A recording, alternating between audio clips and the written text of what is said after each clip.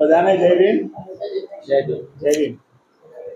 આજના કાર્યક્રમના માનનીય અધ્યક્ષ શ્રી ડૉક્ટર રાજેશ મકવાણા સાહેબ અને જેમની દલિત લઘુ નવલ છે રામ જાસપુરા સાહેબની અંતવિહીન અંત વિશે વક્તવ્ય આપનાર ડૉક્ટર મહેશભાઈ જાદવ સાહેબ અને દલિત કાવ્ય સંગ્રહના લેખક સાહિલ પરમાર સાહેબ જેઓ ઉપસ્થિત નથી બીમારીના કારણે, અને તેમના એ કાવ્ય સંગ્રહ તળ ભાતીગળ વિશે વક્તવ્ય આપનાર ચંદુભાઈ મહેરિયા સાહેબ અને અહીંયા ઉપસ્થિત સૌનું ગ્રંથ પ્રત્યક્ષ પ્રતિ હું સ્વાગત કરું છું.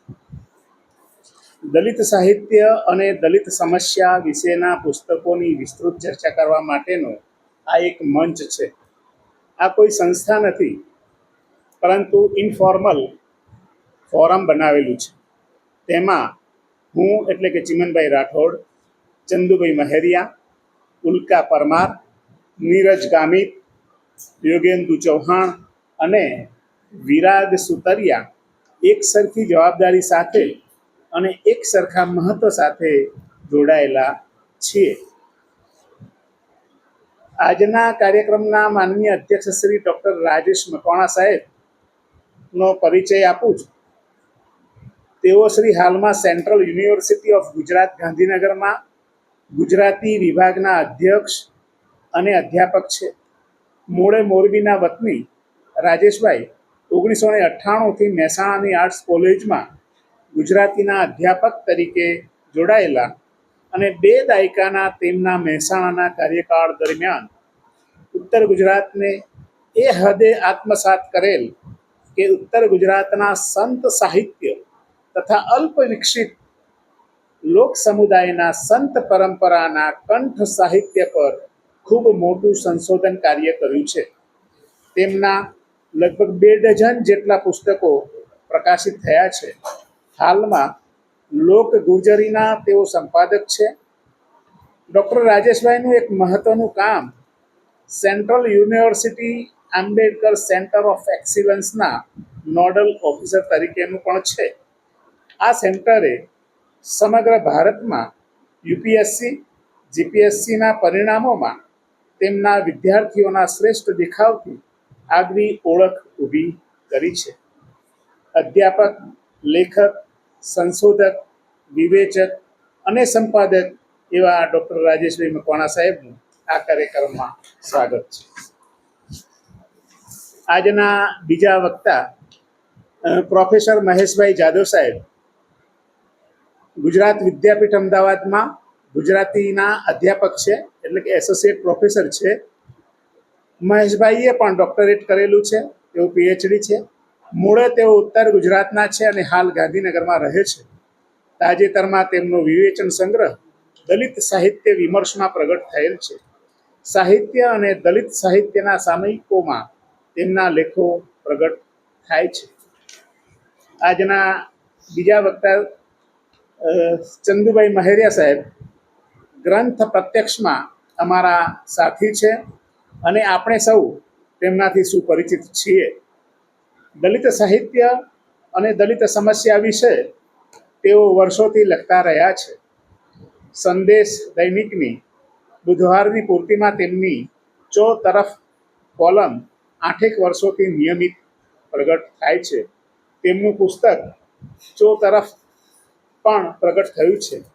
તાજેતરમાં તેમનું અંગ્રેજી પુસ્તક હોમ્સ વિધાઉટ વિન્ડોઝ પ્રગટ થયું છે, જેમાં તેમના આત્મકથનાત્મક નિબંધો સામેલ છે. હાલમાં તેણે દેશભરમાં વ્યાપક ચર્ચા જગાવી છે. એક સૂચના સ્વરૂપે આજે આપણે જે 2 પુસ્તકોની ચર્ચા કરવાના છીએ તે બંને પુસ્તકો કાર્યક્રમના અંતે અડધી કિંમતે મળશે. હવે આપણે કાર્યક્રમનો આરંભ કરીએ છીએ અને હું ચંદુભાઈ મહેરિયા સાહેબને વિનંતી કરું છું કે તેઓ સાહિલ પરમાર સાહેબના દલિત કાવ્ય સંગ્રહ તળ ભાતીગળ વિશે વક્તવ્ય આપશે. પ્રિય રાજેશભાઈ, પ્રિય મહેશભાઈ, મુરબ્બીઓ અને મિત્રો, સાહિલ પરમાર ગુજરાતી દલિત સાહિત્યના આરંભથી એની સાથે જોડાયેલા જે કેટલાક મિત્રો છે એમાંના એક છે. એટલે ન માત્ર વરિષ્ઠ સાહિત્યકાર સિનિયર પોએટ છે, પણ સાહિલભાઈ ગુજરાતી દલિત કવિતાનો અને ભારતીય દલિત કવિતાનો એક સશક્ત અને શક્તિશાળી અવાજ છે. 40-45 વર્ષથી દલિત કવિતા લખતા સાહિલભાઈના વિશેક વર્ષના અંતરાલે 3 કાવ્ય સંગ્રહો આવ્યા છે. પહેલાં 1984માં વ્યથા 25 આવ્યું, નીરવ પટેલે એની પ્રસ્તાવના લખેલી. પછીનો કાવ્ય સંગ્રહ મથામણ 2004માં આવ્યો, ડૉક્ટર ભણકર સાહેબે અને હર્ષદ ત્રિવેદીએ એની પ્રસ્તાવના કરેલી. અને હવે આ 2024-25માં એમનો ત્રીજો કાવ્ય સંગ્રહ તળ ભાતીગળ આપણી સમક્ષ આવ્યો છે, જેમાં મનીષી જાની અને સ્વાતિબેન જોશીની પ્રસ્તાવનાઓ છે. સાહિલભાઈ કવિ ઉપરાંત ગદ્યકાર છે, વિવેચન કરે છે, પત્રકાર છે, રિપોર્ટર છે, સંપાદક છે.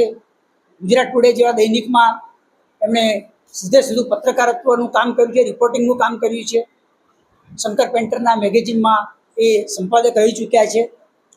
કેટલાક ખૂબ સારા એવા ચરિત્ર પુસ્તકો, એ વસંતલાલ પુરાણીનું હોય, લેનિન અને માર્ક્સનું હોય, ઉધમસિંહનું હોય અને પેરિયારનું હોય, એ એમણે લખ્યા છે. હિન્દી અને અંગ્રેજી એ બંને ભાષામાં અનુવાદનું કામ પણ સાહિલભાઈએ કર્યું છે. અને આપણા કેટલાક કવિ મિત્રોના પ્રવીણ ગઢવી, રમણ વાઘેલા અને સાહિલભાઈના પોતાના એ પુસ્તકોના અનુવાદ એમણે હિન્દી અંગ્રેજીમાં કરવાનો પ્રયત્ન કરેલો છે. એ રીતે સાહિલભાઈ વધુ જાણીતા કવિ તરીકે છે, પણ કવિતા સિવાયના ક્ષેત્રોમાં પણ એમણે બહુ જ મહત્વનું કામ કર્યું છે. ને કહ્યું એમ તળ ભાતીગળ એમનો ત્રીજો દલિત કવિતાનો સંગ્રહ છે. આપણે ત્યાં જે બહુ ઓછા દલિત કવિઓ, જેને તમે પોલિટિકલ રાઇટર કે પોલિટિકલ પોએટ્રી લખનારા કવિ કહી શકો, રાજકીય કવિતા લખનારા કહી શકો, એમાં સાહિલભાઈનું નામ અગ્ર હરોળમાં આપણે મૂકવું જોઈએ. ચોક્કસ રાજનૈતિક વિચારધારાને વશ વર્તીને એ કવિતા લખતા હોય છે. સાહિલભાઈએ એમના ત્રણેય સંગ્રહોમાં પોતાની કવિતા વિશેની કવિતા પણ સરસ કરી છે. શું માને છે કવિતા વિશે? એમના પોતાના જે ભૂમિકારૂપ લખાણો હોય છે, જેમ કે મથામણમાં એમણે કહેલું કે મારે કવિતા ઉપરાંત ઘણું બધું કહેવાનું છે, એવો જ અહીંયા એક 8-10 પાનાનો લેખ એમણે પોતે પોતાના સંગ્રહ વિશે, પોતાની કવિતા વિશે લખ્યો છે. કહે છે કે આપણે ત્યાં આર્ટ ફોર આર્ટ સેટ કહેવાય છે કે કલા ખાતર કલા. સાહિલભાઈ કહે છે કે ના, હું કલા ખાતર કલામાં માનનારો માણસ નથી. જોસેફભાઈ કહેતા એમ જીવન ખાતર કલા, માનવ ખાતર કલા. ડાબેરી જોગ ધરાવતા સાહિલભાઈ બહુ સ્પષ્ટપણે એવું કહે છે કે મારી કવિતામાં કેન્દ્રમાં શ્રમિકો છે. હું શ્રમણ સંસ્કૃતિનું સંતાન છું, શ્રમિક સંતાન છું. એમણે પોતે તો એક બાળમજૂર તરીકે, મિલમજૂર તરીકે પણ કામ કરેલું છે. એ રીતે પણ આ પોતાની કવિતાને એ આ રીતે શ્રમણ સંસ્કૃતિનું સંતાન કહે તો એમાં કશું ખોટું નથી.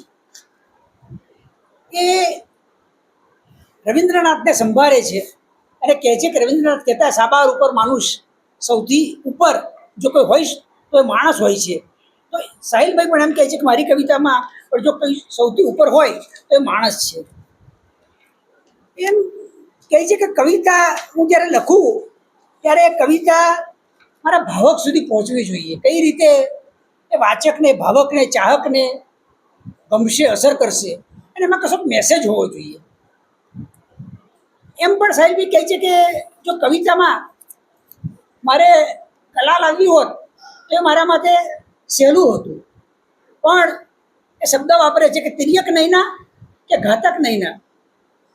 એટલે કે નયન નચાવતી કવિતા એ લખવી એ સહેલી છે, પણ હું ઘાતક નયના એટલે કે રીતસર પ્રહાર કરે, ઘા કરે એ પ્રકારની કવિતા લખનારો માણસ છું.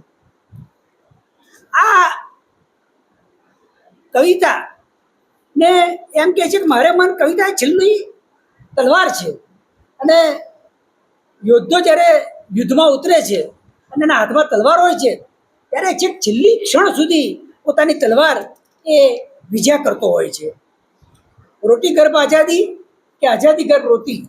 સામ્યવાદી દેશોમાં રોટી મળે પણ આઝાદી ન મળે, અને લોકશાહી દેશોમાં રોટી પણ મળે અને આઝાદી પણ મળે. એટલે આપણે શું જોઈએ છીએ? આંબેડકરના વારસો તરીકે આપણે રોટી તો જોઈએ જ છીએ, પણ રોટી એકલી નહીં, એની સાથે અમારે આઝાદી પણ જોઈએ છીએ. પોલિટિકલ પોએટ્રી લખનારા માણસ તરીકે એ આ કે તે રાજકીય પક્ષ સાથે સંકળાયેલા નથી, સામ્યવાદી પક્ષ સાથે પણ સંકળાયેલા નથી, પણ જ્યારે શરૂઆતના એમના સંગ્રહો, શરૂઆતની એમની કવિતાઓ જોઈએ, અને એ વખતે કોંગ્રેસનું શાસન હતું ત્યારે કોંગ્રેસના ટીકાકાર હતા. આજે જમણેરી પક્ષોનું શાસન છે તો જમણેરી પક્ષોના ટીકાકાર છે. એમ આ રીતે એ પોતે પોતાની વાત મૂકે છે. આપણા ઘણા કવિઓ લેખકોને એક આદત હોય છે કે પોતાની પુસ્તક કરે ત્યારે પુસ્તકના શરૂઆતમાં કંઈક અવતરણો મૂકે, અને અવતરણો એ એમની પોતાની જે વિચારસરણી હોય છે સાહિત્ય વિશેની, સમાજ વિશેની, એ ત્યાં મૂકતા હોય છે. સાહિલભાઈએ આ ડૉક્ટર બાબા સાહેબના પાકિસ્તાન ઓર પાર્ટીશન ઓફ ઇન્ડિયા એના વિધાનો મૂક્યા છે. હિન્દુ રાજ્ય હકીકત બનશે તો કોઈ શંકા નથી કે ત્યાં દેશ માટે મોટામાં મોટી આફત હશે. એટલે જ્યારે આપણે આ કાવ્ય સંગ્રહનું પાનું ઉગાડીએ અને આ વાંચીએ તો કોઈ પણ ભોગે હિન્દુ રાજ્યને સ્થપાતા અટકાવવું જોઈએ એવું બાબા સાહેબનું વિધાન, ત્યારે આપણને ખ્યાલ આવે કે આ કવિ કઈ માટીનો બનેલો છે અને કયા પ્રકારની કવિતા એ લખવાનો હશે. મેં એક અત્યાચાર વિશેનું પુસ્તક કરતો હતો, અત્યાચારના આંકડાઓ વિશેનું, અત્યાચારના બનાવો વિશેનું. પ્રવીણ રાજપાલની સંસ્થાથી એ લોકો ગુજરાત વિદ્યાપીઠમાં એક સેમિનાર રાખવાના હતા, તો એની સાથે એટ્રોસિટી એક્ટ વિશેની એક પુસ્તક કરવું. તો એમાં ફિલર તરીકે મારે અત્યાચારને લગતી કવિતાઓ મૂકવી હતી. એટલે સ્વાભાવિક રીતે મિત્ર તરીકે, પડોશી તરીકે સાહિલભાઈ જ પહેલાં યાદ આવે. પણ ત્યારે સાહિલભાઈના જે સંગ્રહો મેં જોયા તો સાહિલભાઈના સંગ્રહોમાં અત્યાચાર વિશેની કોઈ કવિતા જ ન મળે. એ બહુ આશ્ચર્ય થયું કે આટલો મોટો દલિત કવિ અને એની કવિતા સંગ્રહમાં દલિત અત્યાચાર વિશેની કોઈ કવિતા નથી. કદાચ એ વાત સાહિલભાઈને પણ લાગી હશે. અને આ સંગ્રહમાં ચરોતરની ભાષામાં કહું તો સાહિલભાઈએ એટ્રોસિટી પર, દલિત અત્યાચાર પર કવિતા લખવામાં ખંગ વાળી દીધો છે. એટલી બધી અત્યાચાર વિશેની કવિતાઓ એમણે લખી છે. પછી ઉના હોય, થાનગઢ હોય, કઠુઆ હોય, બધા જ અત્યાચારો વિશેની એમની કવિતાઓ જોવા મળે છે. મેં જેમ કહ્યું એમ એમના માટે દલિત અગત્યનો છે જ, દલિતની સાથે શ્રમિક પણ અગત્યનો છે. કારણ કે એ પોતે એ પ્રકારની વિચારસરણી સાથે જોડાયેલા છે. એટલે એમનામાં શ્રમિકની કવિતા આવે છે, દલિતની કવિતા આવે છે, દલિતની કવિતા આવે છે, આદિવાસીની કવિતા આવે છે, ઓબીસીની કવિતા આવે છે, મહિલાઓ વિશેની કવિતાઓ આવે છે. એકંદરે માનવતાવાદ વિશેની કવિતા એમના ત્યાં આવતી હોય. મેં કીધું એમ કે એ કહે છે કે કવિનો ધર્મ શું? હું તો સીધું ને સટ કહી દઉં મારા સમયનું તથ્ય, અને સત્ય એ જ મારો ધર્મ. તો સાહિલભાઈના માટે આ સત્ય એ જ ધર્મ છે, એમ એ પોતે આ કવિતામાં કહે છે. માત્ર અમારી આ વિપદા, કોરોના જે મહામારી આવી, એ કોરોના મહામારી વિશેની કવિતાઓ આમાં ઘણી છે. સાહિલભાઈએ પ્રસ્તાવનામાં એવું કીધું છે એમની ભૂમિકામાં કે મારો મોબાઈલ બદલાયો અને મોબાઈલમાં કવિતા લખવાની હવે તો મોટાભાગના લોકોને એવી ટેવ પડી ગઈ હોય એટલે મોબાઈલ બદલાયો, એમાં કેટલીક 5 કવિતાઓ તો જતી રહી. પણ એ સિવાયની પણ આમાં જે કોરોના વિશેની કવિતા છે એ બહુ જ અદ્ભુત કવિતાઓ છે. કોરોના એ કોઈ કુદરતી આપત્તિ નહોતી, એ માનવ સર્જિત આપત્તિ નહોતી, પણ રાજતંત્રની કે વહીવટીતંત્રની જે કંઈ ગેરવ્યવસ્થા હતી એ બધી ગેરવ્યવસ્થાના કારણે લોકોને ઊભી થયેલી તકલીફ હતી. પછી લોકડાઉન હોય કે શ્રમિકોનું મોટા પાયે થયેલું પલાયન હોય, એ વિશેની સાહિલભાઈની સરસ સરસ કવિતાઓ આપણને અહીંયા જોવા મળે છે. સાહિલભાઈની જે પહેલી જ કવિતા છે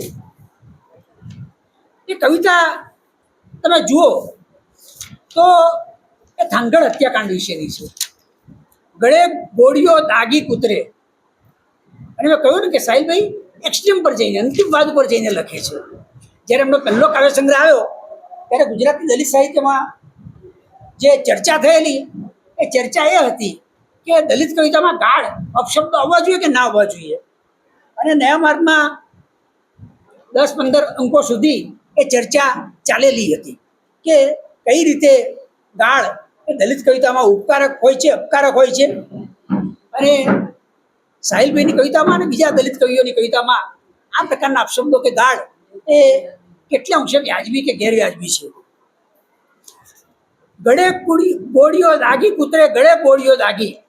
અને પછી એ કવિતાનો જે અંત આવે છે, વાહરે આ તો ખરું થયું છે. કેસરિયું બુલબુલ બોલે ને તાલમાં એના લાલ લીલા ને વાદળી ઝંડા ગયા નિરાતે જંપી. કેસરિયું બુલબુલ બોલે ને તાલમાં એના લાલ લીલા ને વાદળી ઝંડા ગયા નિરાતે જંપી. ભારત માના થાનથી ઝેરી દૂધ જમે છે, શેર છૂટે છે, સર્વે મમતા ત્યાગી ગળે ગોળીઓ દાગી. મેં કહ્યું એમ કે કવિતા વિશેની કવિતા એ જ્યારે લખે છે ત્યારે કેવી કવિતા થાય છે ને અનુભવાય છે. નાસ્તી ગાતી કોમળ કોમળ ભૂરી ગુલાબી લીલી લીલી કે નંગ ધડંગ મહાકાળીના રક્ત નીતરતા ખપ્પર જેવી ખરબચડી ખડકાળી લાલ ચોળ કવિતા. સ્વાતિબેને એમના પ્રસ્તાવનાનું જે શીર્ષક આપ્યું છે એ અહીંયાથી એમને શીર્ષક મળ્યું છે કે સાહિલની કવિતા એ મહાકાળીના રક્ત નીતરતા ખપ્પર જેવી છે, રક્ત નીતરતી છે, ખરબચડી ખડકાળી છે અને લાલ ચોળ છે. કવિતા વિશેની કવિતા જે બીજી છે એમાં એમ કહે છે સાહિલભાઈ અને બીજા કેટલાક મિત્રો પણ બુદ્ધ સભામાં જતા કવિઓ હતા અને બુદ્ધ સભામાં દલિત કવિતા વિશેની કેવી ચર્ચાઓ થાય, ખાસ કરીને સાહિલભાઈની કવિતાનો એમને જે અનુભવ થયો છે એ અહીંયા જરા જુદી રીતે એમણે મૂક્યું છે. એનું ગણિત સાવ નોખું છે, એનું ગણિત સાવ નોખું છે. કાવ્યપાઠ પછી એ દાઢમાં બોલે છે, સમજાય છે, પછી કૌંસમાં લખે છે, માટે કવિતા બનતી નથી. એટલે ત્યાં જે બેઠેલો માણસ હોય જે કવિતા પાઠ કર્યા પછી પોતાનો પ્રતિભાવ આપે એ એટલું જ કહે કે સમજાય છે, એટલે કે તમારી કવિતા બનતી નથી. અને પછી એમ કહે કે અનુભવાય છે, ત્યારે સાહિલભાઈ કૌંસમાં લખે છે માટે કવિતા બને છે. મારું ગણિત સાવ નોખું છે.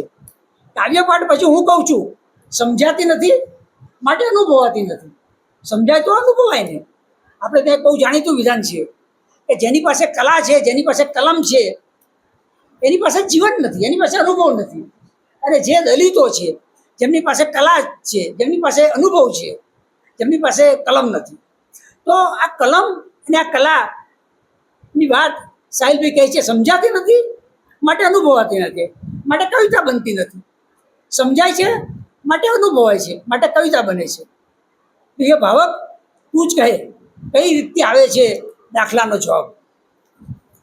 ઓર્ફિયસ એ નામનું જે ગ્રીક મિથક છે એની પણ એ વાત બહુ લંબાણપૂર્વકની એમની કવિતામાં કરે છે. 125મી આંબેડકર જયંતિના ઉપલક્ષમાં દૂરદર્શન પર એમણે કવિતા વાંચી હતી અને એ વાંચો ત્યારે જ આપણને લાગે કે આ પ્રકારની કવિતા આવા સરકારી માધ્યમ ઉપર સ્વાભાવિક રીતે જ પ્રસારિત કરવાનું એમની હિંમત ન ચાલે. એટલે તું સુધરવાનું શું લઈશ, અને આખા જ હિન્દુ સમાજને, આખા સનાતન ધર્મને કહે છે કે તું શું સુધરવાનું લઈશ. ઉછળતો સમંદર નિહાળીને મને મારી અગાધતાની જરી જરી અનુભૂતિ થાય છે ને મારું માથું ઝૂકી જાય છે. ઊંચા ઊંચા આભને જોઈને મને તારી અસીમતાનો થોડો થોડો અહેસાસ થાય છે ને મારા હાથ જોડાઈ જાય છે ને પહોળા થઈ જાય છે. ઊંડી ઊંડી ખીણોને જોઈને મને તારા ઊંડાણની આછી આછી પ્રતીતિ થાય છે ને મારું દિમાગ ચકરાઈ જાય છે. તારું દરેક રૂપ છે રળિયામણું, રમ્ય પણ રૌદ્ર પણ. એમ કરીને પણ એ કવિતાની વાત કરે છે. સાહિલભાઈ અરજ પણ કરે છે, અપીલ પણ કરે છે. એ સમરસતાને, સમરસ સમાજ, એકરસ સમાજ કઈ રીતે બનાવી શકાય એની વાત કરે છે. શાશ્વત જ્ઞાન એ કવિતામાં કહે છે કરી શકીએ નવા ન્યાયપૂર્ણ મંદિરનું નિર્માણ. અલગ કોઈ મંદિર, મસ્જિદ, ચર્ચની જરૂર ક્યાં છે આપણે? આપણે તો બનાવવા ચાહીએ છીએ આ આખા વિશ્વને પરમપિતા પરમાત્મા પરવરદિગાર વિનાનું મનુષ્યની ચહુ ચાહે ફરે એવું ફરતું ફરી મળીશું આપણે અને નાશવંત સંબંધોની નાભીમાંથી નિપજાવીશું નવ્ય માનવ્યનું શાશ્વત જ્ઞાન. તો આ કવિ નિરાશાવાદી નથી, આશાવાદી છે. એને લાગે છે કે આ સમાજ બદલાવો જોઈએ, વિરોધાભાસ પણ લાગે. આગલી કવિતામાં એ કહે છે કે તું સુધરવાનું શું લઈશ, આ સમાજ સુધરવાનો નથી. એ જ સમાજ પાસે, એ જ લોકો પાસે એ એક નવ્ય માનવ્યનું શાશ્વત ગાન ગાશે એવી એક આશા પણ લઈને બેઠા છે.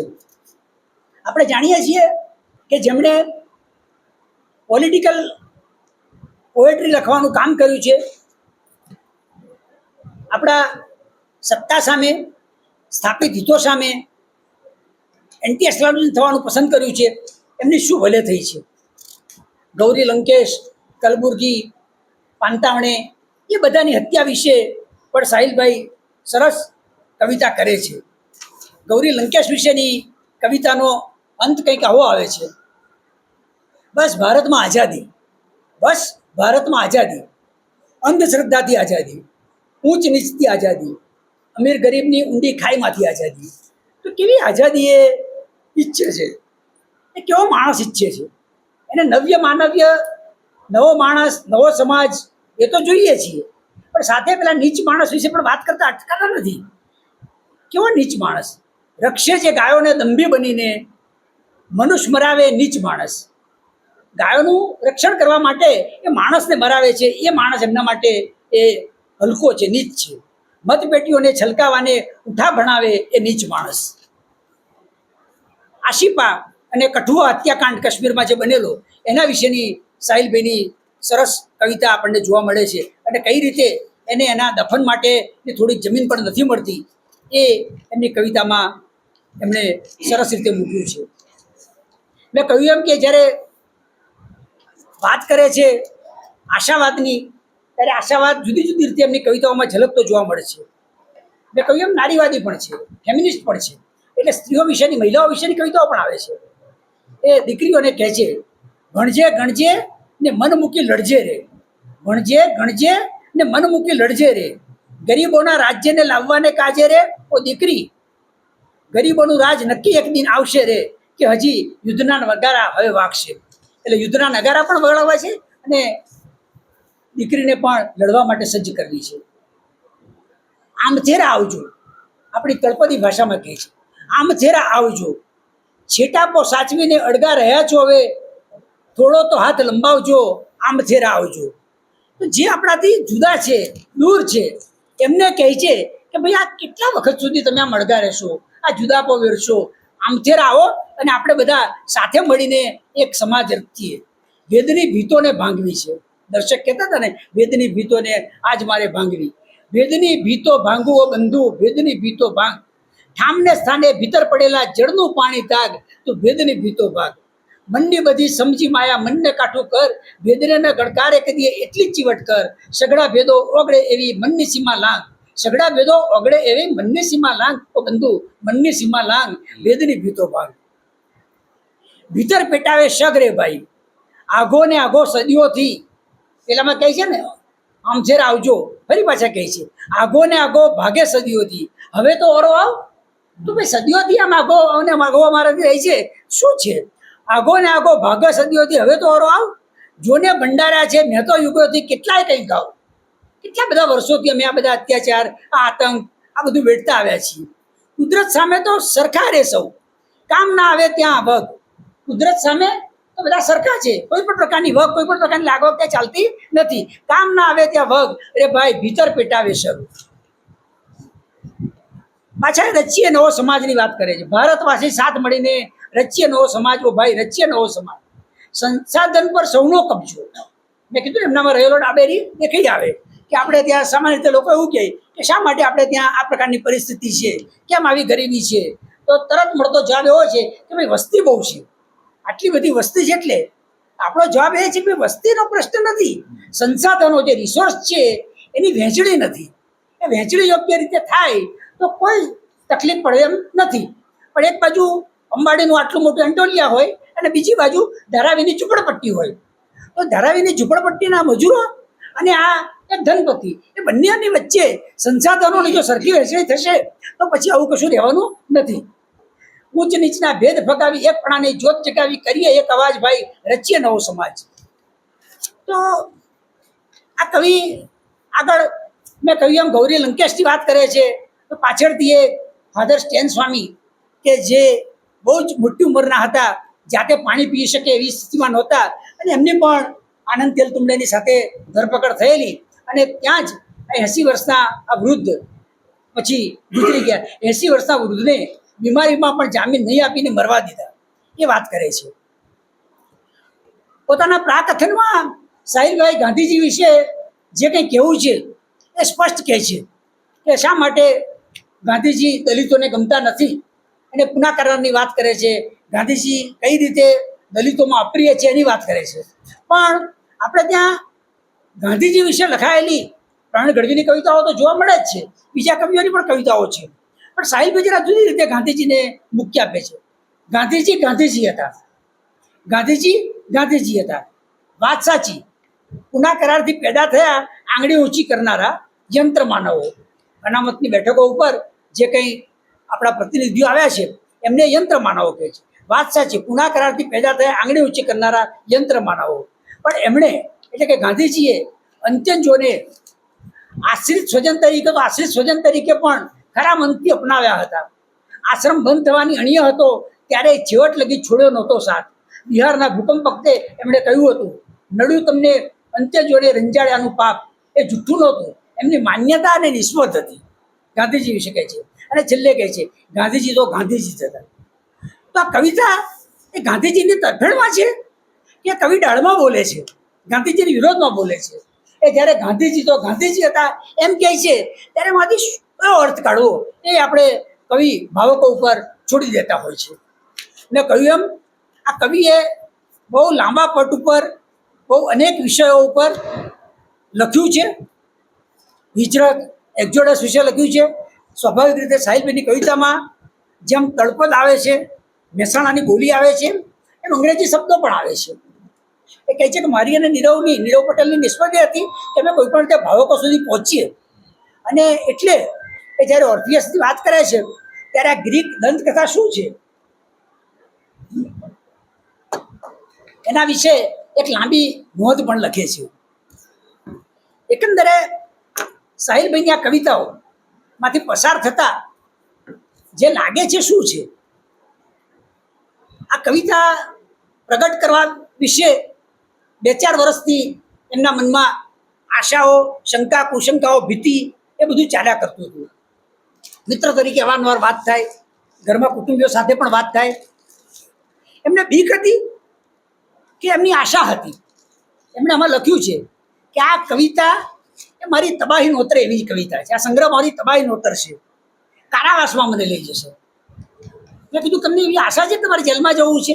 ના, જેલમાં જવા તો ડરતો નથી. એમને કહે છે કે ડરતો નથી, પણ કે ત્યાં મને પેલું કમોડ જે આપે ને એ ઊભું આપે તો સારું, કે પેલું ના આપે. સાહિલભાઈ મુશ્કેલી એવી છે કે જ્યારે કટોકટી આવી અને કટોકટીમાં બહુ જ બધા મોટા માણસોને જેલમાં નાખ્યા, ત્યારે દરુ સાહેબ એટલે આપણા ચંદ્રકાંત દરુ બહુ મોટા એડવોકેટ, અને દરુ સાહેબ વિશે એવું કહેવાય કે અત્યારે તો લાઇટ ઓછી જાય છે, પણ દરુ સાહેબના ઘેર જ્યારે લાઇટ જાય, વીજળી જાય, ત્યારે દરુ સાહેબ સુવા માટે કે કામ કરવા માટે અમદાવાદમાં એ વખતે બહુ ઓછી હોટલો આટલી 5 સ્ટાર હતી, તો કામા હોટલમાં જતા હતા. આવા ચંદ્રકાંત દરુ સાહેબને જ્યારે જેલમાં જવાનું આવ્યું ત્યારે એમણે પ્રકાશભાઈને પૂછેલું, એટલે પ્રકાશ બીજું તો બધું નહીં, પણ જેલમાં એસી તો હશે કે નહીં હોય? એટલે સાહિલભાઈને પણ પોતાની કવિતાને કારણે પોતાની ધરપકડ થાય, જેલમાં જવું પડે, પેલું પશ્ચિમી ઢબનું કમળ મળે એવી બધી આશા હતી. કદાચ એ બધું તો શક્ય નથી બન્યું. એમની ભીતિ હતી, એમની આશંકા હતી, અથવા તો કદાચ એમની આશા હતી. પણ આજે આટલા બધા મિત્રો આપણે મળીને સાહિલભાઈની કવિતા વિશેની વાત કરવાનું એક નિમિત્ત ઊભું કર્યું છે. મારે એવું નક્કી કર્યું કે આપણે ત્યાં એક સમકાલીન બીજા સમકાલીન વિશે બોલવાનું લગભગ ટાળે છે, અને આપણા દલિત કવિઓ કહે છે કે મેં લખ્યું અને મૂક્યું પણ મારા કોઈ બોલતા જ નથી, મારા કોઈ બોલતા જ નથી. મેં એમને કીધું તમે તમારી અંદરોઅંદરની ગેંગ બનાવો ને, આપણે આપણી અંદરોઅંદરની ગેંગ બનાવીએ. મારા વિશે તમે લખો ને તમારા વિશે હું લખું, પણ આપણે પાછું એ પણ નથી કરવું. કે એટલે તું મારા વિશે લખે એનું શું મહત્વ? મારી કવિતા વિશે તો વિનોદ જોશી કે યોગેશ જોશી લખે તો કંઈક મારી કવિતા પોંકાઈ કહેવાય. તો એક આપણા મનમાં લાગતું હોય છે. એ બધાને જોતા સાહિલભાઈની કવિતાઓ ભલે સોકોલ્ડ મેઇનસ્ટ્રીમમાં પહોંચાઈ નહીં હોય, પણ એક મહત્વના કવિ તરીકે ન માત્ર દલિત સાહિત્યમાં, ગુજરાતી કવિતામાં પણ એક સારું નામ સાહિલભાઈનું ઉભર્યું છે. આ કવિતામાંથી પસાર થતા એમ લાગે કે સાહિલભાઈ એમની કવિતા માટે કહે છે ને કે મારા જેવી ખરબચડી, મારા જેવી વિશૃંખલ, મારા જેવી વેરવિખેર અસ્તવ્યસ્ત, એવું અહીંયા પણ થયું છે. કે તમને એક કવિતા મેં કીધું આમ શરૂઆતની જે 10, 15, 25 કવિતા તમે જોશો તો એક કવિતા એકદમ આશાવાદની આવે, બીજી કવિતા એકદમ નિરાશાવાદની આવે, ત્રીજી કવિતા એકદમ તલવાર ખેંચવાની આવે. એટલે પેલા ભાવક તરીકે આપણે બહુ ગભરાઈએ કે આ કવિને કહેવું છે શું સારું, એને નવો સમાજ રચવો છે એની વાત કરવી છે, એના નાગી તલવાર લઈને નીકળવું છે, યુદ્ધ કરવું છે એની વાત કરવી છે, એને પેલી દીકરીને આ કરવું છે એની વાત કરવી છે, એને આમથેર આવજો એમ કરીને પેલી સમરસતાની તો સમરસ સમાજ કે એકરસ સમાજ બનાવવો છે એની વાત કરવી છે, એ બધું થાય. પણ એનું કારણ તો મેં કહ્યું એમ કવિતાને કઈ રીતે એમણે મૂકવી જોઈતી હતી, કઈ રીતે એને ક્યાં ક્યાં કરવી જોઈતી. કારણ કે ન તો આ કવિતા એના રચનાકાર પ્રમાણે આવી છે કે ન તો આ કવિતા એમના વિષય પ્રમાણે આવી છે. એટલે એના કારણે ભાવક તરીકે આપણે થોડાક આ સાહિલભાઈમાં અથવા તો સાહિલભાઈ પ્રકારના કવિમાં રહેલા જે કે વિરોધાભાસો છે એ બધા વિરોધાભાસોમાંથી આપણે પસાર થવાનું આવે છે. પણ સાહિલભાઈ એક એવો કવિ છે કે એની નોંધ તમે ન લો તો તમારે ન ચાલે. એ ગુજરાતી કવિતામાં અને ગુજરાતી દલિત કવિતામાં એ પ્રકારનું સ્થાન એમણે પોતે બનાવ્યું છે, જે માટે એમણે પુષ્કળ મહેનત કરે છે. હા, એ જેટલા આકરા છે એટલા જ ઉતાવળા પણ છે.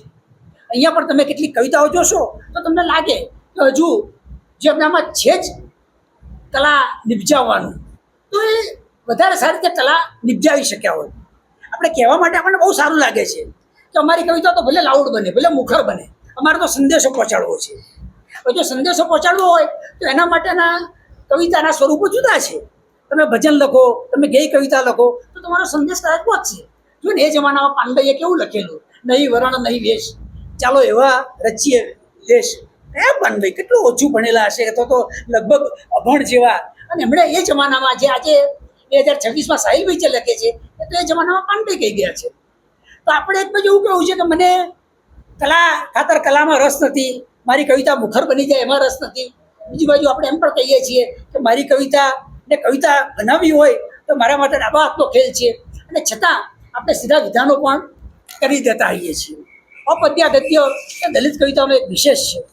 પણ અપદ્યા ગદ્યનું શું સૌંદર્ય હોઈ શકે એ તમારે જોવું હોય તો આપણે ત્યાં સોકોલ્ડ ગુજરાતી મેઇનસ્ટ્રીમ સાહિત્યમાં યજ્ઞેશ દવે જેવા કે આપણે ત્યાં નીરવ પટેલ જેવા જે પ્રકારનું અપદ્યા ગદ્ય લખે છે અને અપદ્યા ગદ્ય સાથે મને જે પ્રકારે કામ પાડ્યું છે, સાત છંદ કદી નીરવની કવિતામાં આવતા નથી, અને છતાં અછંદસ કવિતા કઈ હદે આપણને પહોંચે છે. એટલે આ કવિ એ રીતે આપણને પોતાને પણ કસોટી પર ચડાવે છે. એક વાચક તરીકે તમે આ કવિને કઈ રીતે જુઓ, કઈ રીતે બોલવો, તમે આનું વિવેચન કઈ રીતે કરો. એ કવિતાની થોડી પંક્તિઓ લો અને કહો કે અહીંયા કોરોનાની કવિતા છે, અહીંયા કવિએ કવિતા વિશેની કવિતાઓ કરી છે, અહીંયા કવિએ અત્યાચારો વિશેની કવિતા કરી છે, અહીંયા કઈ તો શ્રમિકોની વાત કરી છે, તો એ સરસ પ્રસ્તાવના કે સરસ લેખ લાગે. પણ ઓવરઓલ છાપ તમારી આ કવિ વિશે શું પડે છે એ કેવું, એ પેલું સમીક્ષાનું, વિવેચનનું, પરિચયાત્મક વાત આપણા મનમાં હોય છે. એટલે સાહિલભાઈની કવિતામાંથી પસાર થતા આપણને અનેક પ્રકારના વિચારો આવે, અનેક પ્રકારના ભાવ આપણા બદલાતા રહે. એ વીર રસ પણ આવે અને સાવ શું કહેવાય જેને શોક રસ કહીએ છીએ એ પણ આપણા મનમાં આવે. અને સૌંદર્ય તો સાહિલભાઈની કવિતામાં અમુક રીતે આવતું જ હોય છે. તળભાતીગળ તમે જુઓ કે કવિતા એ લઈને આવ્યા ત્યારે વ્યથા પચીસી લઈને આવ્યા હતા, પછી જે લઈને આવ્યા એ મથામણ લઈને આવ્યા, અને હવે જ્યારે કવિતાનો એક શૃંગ ઉપર બેઠા છે, શિખર ઉપર બેઠા છે, ત્યારે તળ ભાતીગળ એવું કહે છે.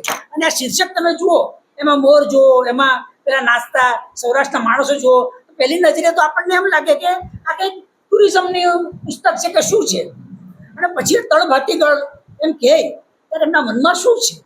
એમ કહે છે કે તળ એટલે તળિયાના માણસો, નીચલા સ્તરના માણસો. અને નીચલા સ્તરના માણસોમાં જેમ આપણે ડાયવર્સિટી કહીએ છીએ, એ વિવિધતા કેટલી બધી છે, એટલું બધું ભાતીગળપણું છે. એ તળ અને ભાતીગળ, એ તળ અને ભાતીગળ આ જીવનનું, અને તળ અને ભાતીગળ એ સાહિલભાઈની કવિતાનું, એ આપની સમક્ષ મૂકી આપવાનો અમે પ્રયત્ન કર્યો છે. આભાર. આભાર ચંદુભાઈ.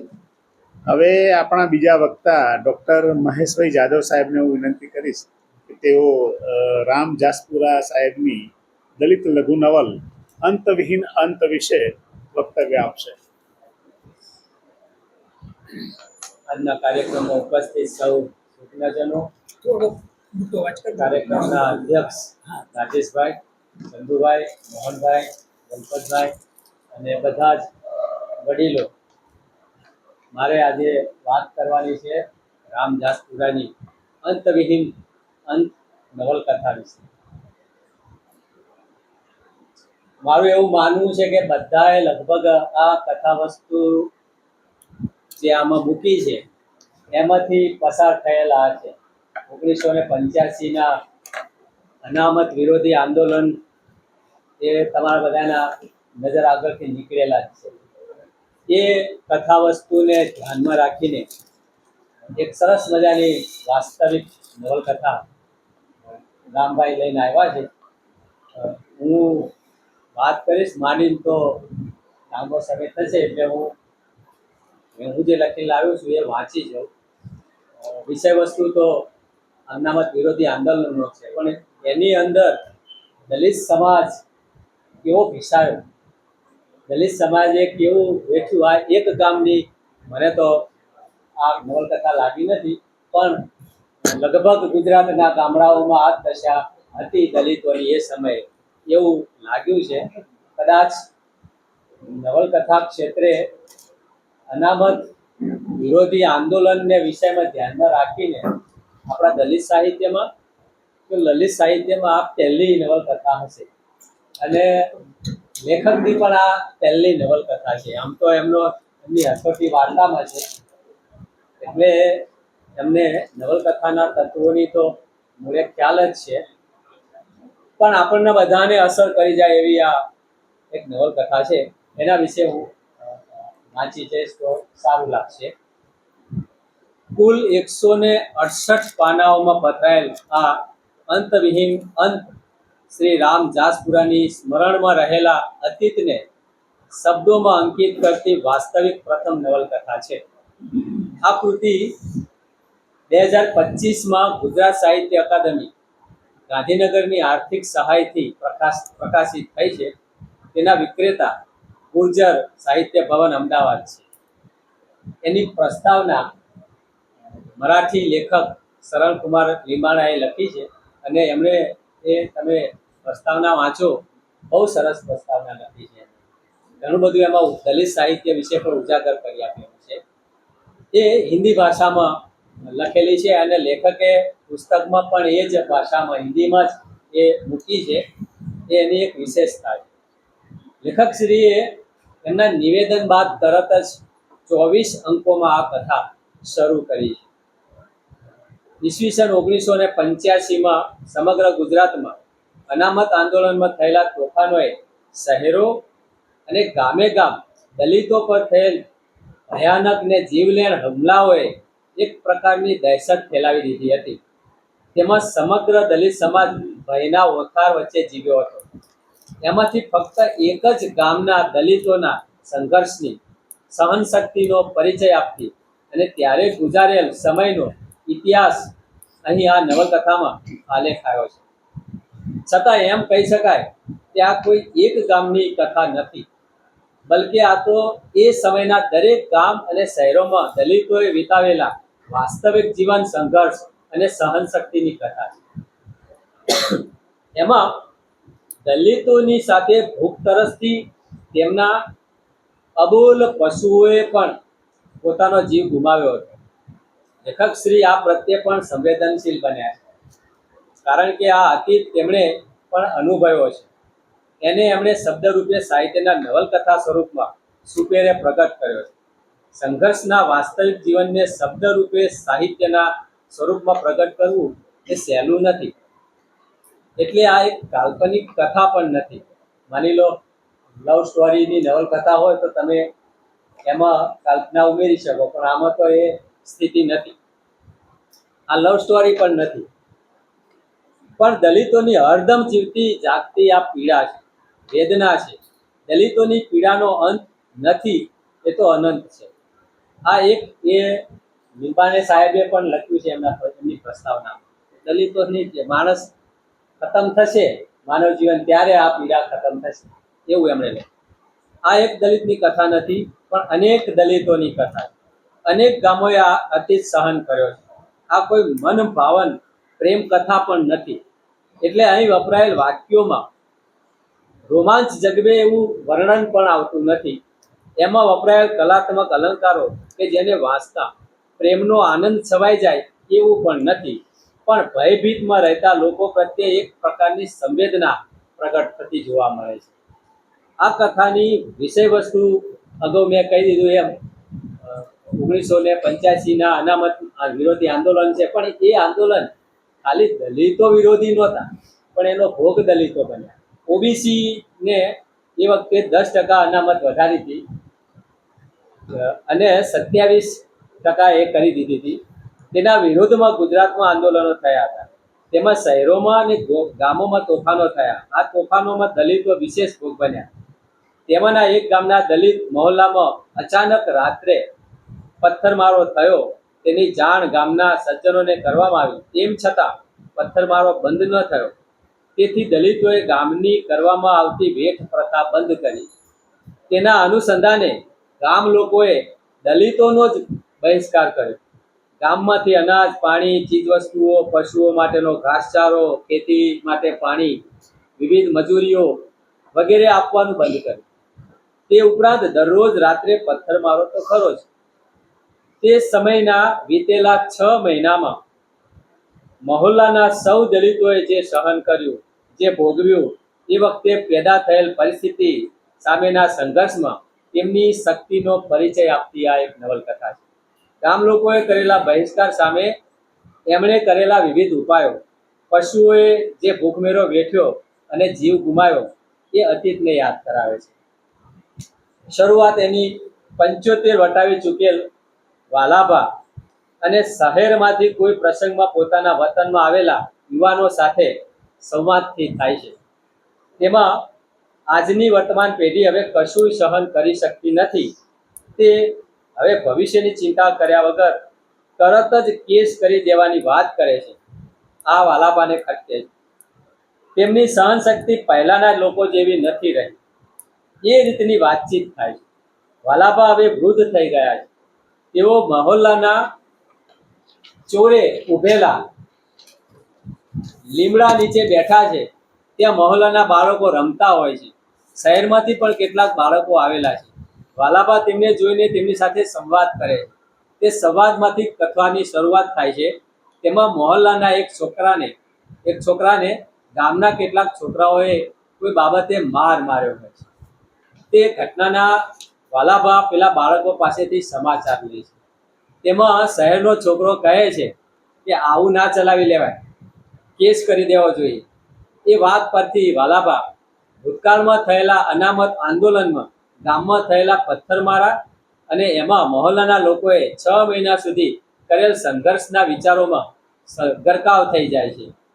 એ ઘટનામાં શું ઘટનાઓ ઘટી, સ્ત્રીઓ, બાળકો, નવયુવાનો, વૃદ્ધો, ઢોર ઢોખર કેવી વિટંબણાઓમાંથી પસાર થયા, એ સમયે મહોલ્લાના લોકોનો શ્રમ, એ લોકોના વિચારો વગેરે એમને યાદ આવે છે. અને શરૂ થાય છે આ સીધી સાદી ને સરળ શૈલીમાં સંઘર્ષભરી કથા અંતવિહીન અંત. ઘડીક સાંભળશો એ રૂપે લેખકે નિવેદનમાં કહ્યું છે કે દલિત સાહિત્યનું લક્ષ્ય શુદ્ધ આનંદ આપવાનું નહીં, પણ સમાનતા, આઝાદી અને સામાજિક ચેતના હાંસિલ કરવાનું છે.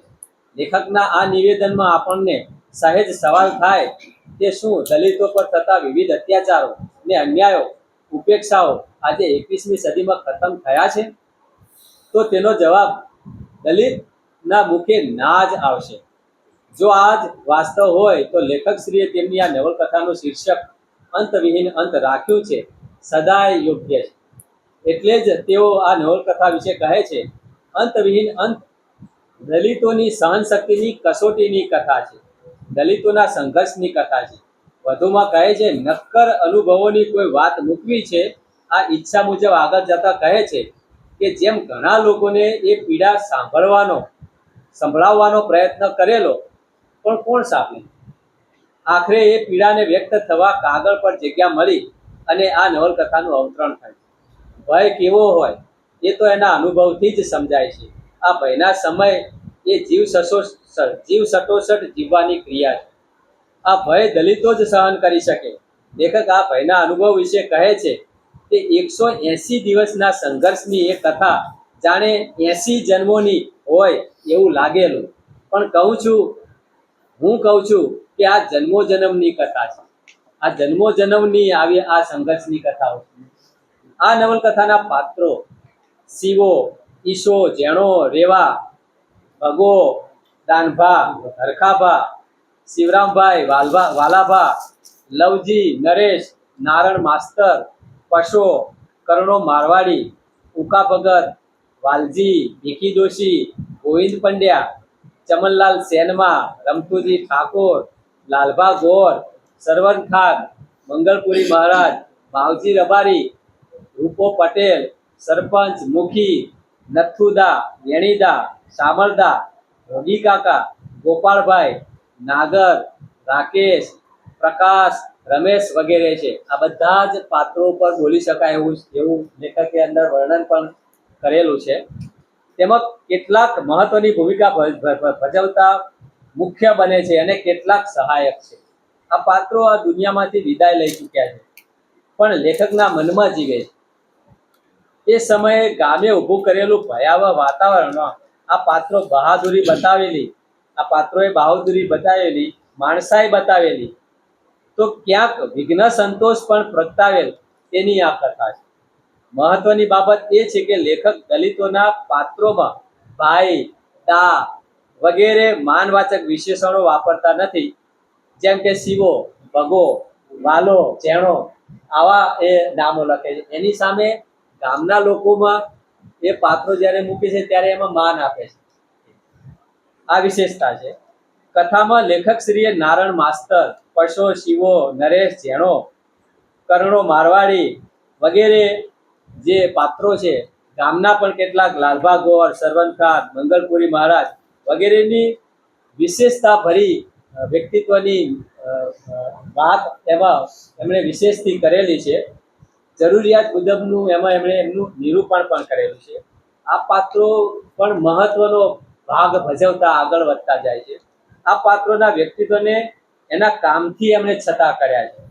તેમાં માવજી રબારી, રમતુજી ઠાકોર. આ રમતુજી ઠાકોર એ મહેલામાં આવીને રોજ સમાચાર આપી જાય ગામમાં શું થાય, એટલે એ મહત્વનું પાત્ર છે. લાલભા ગોર, સરવન ખાન અને મંગળપુરી મહારાજ દલિતો પ્રત્યે સહાનુભૂતિ બતાવતા એમાં ઉપસાવ્યા છે. નવલકથા સ્વરૂપમાં રોમાંચકતા, આઘાત, અચરજ, ત્રાસકો, ઘટના અને પ્રસંગોને એનું સચોટ નિરૂપણ વગેરે તત્વો ન આવે તો નવલકથા સ્વરૂપમાં કમી વર્તાય. લેખકે એ કમી વર્તાવા દીધી નથી. આ તો દલિત નવલકથા છે, એટલે આ નવલકથામાં ગંભીરતા છે. 6 માસના ભયની સામે ટકી રહેવાનો સંઘર્ષમય ભાવ પ્રગટ થયો છે. એ વખતે સર્જાયેલી સ્થિતિ પરિસ્થિતિઓનું નિરૂપણ છે. ક્યાંક વાસના લોકોની ચિંતા અને ગંભીરતા હળવી કરવા માટે ભીમા જેવા પાત્રો પાસે એમણે હાસ્ય ફેલાવ્યું છે, પણ એ થોડી વાર પૂરતું જ છે. શિવાનું પાત્ર પ્રેરણાત્મક છે. એ મહત્વનું પાત્ર છે. સમજદાર છે, દૂરંદેશી છે, છતાં એવું અનુભવાય છે કે ઊભી થયેલી પરિસ્થિતિમાં એમાં કોઈ એક હીરો નથી, પણ દલિતોના સૌ લોકો હીરો છે. એમાં રેવી પણ છે, સ્ત્રીઓ પણ છે. તેમાં સામૂહિક રીતે ગામની વેઠ પ્રથા આ દલિતોએ બંધ કરી છે. તેમાં પુરુષોમાં શિવો અને ઝેણો આ બે નેતાગીરી લે છે. રેવા અને રામી એ સ્ત્રીઓમાં નેતાગીરી લે છે. રેવા ચા, રેઢા જેવી ચા એવો ઉપમા આપ્યો છે, પૂરી પાડતી હોય છે. તેમની સામે સમસ્યા છે ગામના લોકોએ કરેલ બહિષ્કાર. બધી જ બાબતોનો બહિષ્કાર ગામના લોકોએ કર્યો. એટલે એના નિરૂપણમાં વપરાયેલ અલંકારો સુંદરતા વધારતા ને રોમાંચ જગાવતા નથી, પણ સંઘર્ષમય જીવાતા જીવનની ભયાનકતાનો અનુભવ કરાવે છે. એ રીતે શિવો, ઝેણો, નરેશ, વાલાભા, સરવન ખાન, મંગળપુરી, સરપંચ વગેરે પાત્રોની સમુચિત ઉપયોગિતા અહીં જોવા મળી છે. નવલકથાને એની પરાકાષ્ઠાએ લઈ જવામાં કર્ણાનું વતન તરફ જવું. કર્ણો એ ગામમાં બનાસકાંઠામાંથી રહેવા આવેલો હોય છે અને એ ગામમાં એ સ્થાયી થઈ ગયેલો હોય, પણ એના આ કારણે ગામ છોડવું પડે એની વ્યથા લેખકે સરસ વર્ણન કરેલી છે, મૂકેલી છે. પશાને વાગેલો પથ્થર. પશો એ પછી માનસિક પીડા અનુભવતો થઈ જાય છે આ પથ્થર વાગવાથી ને આ બધું જોવાથી. એની પણ એમણે વાત એમાં મૂકી છે. નરેશને માર પડવો. આ નરેશનું પાત્ર મને લેખકનું પાત્ર લાગ્યું છે. મેં લેખકને પૂછ્યું કે ના, હું નથી. પણ નરેશ એની માનું દવા લેવા માટે જાય છે આ પ્રસંગોમાં, અને એ બસમાં બાજુના શહેરમાં જાય છે, પાછો આવે છે ત્યારે એને જે અનુભવ થયા છે એ આપણને પણ હલબલાઈ મુકાવે એવી એમાં એમણે નિરૂપણ કર્યું છે. બસમાં ગામના લોકો આવે છે, કોઈ નરેશને બોલાવતું નથી. મિત્રો છે પણ બોલાવતા નથી. દૂર જઈને બેસે છે અને બસમાં જગ્યા રોકી નાખે છે. એ જગ્યા પર નરેશ બેસવા જાય છે તો એમને બેસવા નથી દેતા. અને પછી નરેશને જ્યારે ગામ આવે છે ત્યારે ગામમાં બસ ઊભી રહે છે ત્યારે તાપલી દાવ શરૂ કરે છે. નરેશને બહુ જ મારે છે. માની દવા એ લઈને આવ્યો હોય છે, એ દવા પણ એની ખતમ થઈ જાય, ક્યાં પડી જાય ખબર નથી પડતી. અને એવો ઠાલો પાછો આવે છે, ઘરે જતો નથી અને એ સીધો શિવાના ઘેર જાય છે. શિવાને આખી કથા કહે છે. ત્યાંથી કરુણતા નવલકથાની વધે છે. તો એ નરેશનું પાત્ર પણ મહત્વનું છે. કર્ણાની 2 ભેંસોમાંથી એક ચંદ્રી ભેંસનું મોત એ લેખકે બહુ દર્દનાક એમાં લખ્યું છે. કર્ણાનો પ્રેમ એની સાથે. એ રાતના અંધારામાં રામીના હાથમાંનું સોનાનું કડું ચોર દ્વારા ખેંચીને લઈ જવાની વાત પણ એમાં લેખકે મૂકી છે. શિવા સાથે ભૂતકાળની અદાવતના કારણે શિવાને આખા મોહલ્લાના લોકોને પણ આ વસ્તુ સહન કરવાની આવે છે એવું પણ આપણને આ કથામાં લાગે. આગ લાગવી, રાતના જાગરણમાં ગોવિંદ પંડ્યાની કથાઓનો સહારો વગેરે આ મહત્વનો ભાગ આ કથાના નિરૂપણમાં લે છે, ભજવે છે. આ કથામાં પોતાની વાતને વધારે સમર્થ બનાવવા લેખકે ચંદુભાઈ મહેરિયા અને શ્રી રમેશભાઈ સવાણીના લેખોનો આધાર લીધો છે. નારાયણ માસ્તર અનામત આંદોલન કેમ થયું છે એનું લોકોને, વાંસદા મહેલાના લોકોને સમજાવે છે. એ સમાચાર છાપામાં જ આવ્યા હોય છે અને એ સમજાવતા એમણે આ લેખોનો ઉપયોગ લીધો છે.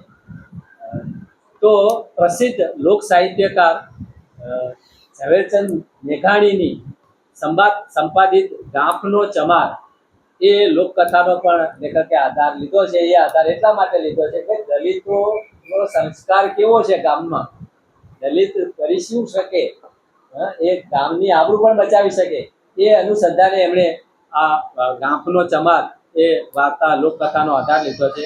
કથામાં લેખકે ભયનો અંદેશો આપવા સંકેત રૂપે ચીબરીનો કર્કશ અવાજ પણ મૂક્યો છે. એનું બોલવું, કૂતરા અને શિયાળવાનો ભસવાનો અવાજ, એક જગ્યાએ ભૂંડનો પણ ઉપયોગ એમણે કર્યો છે.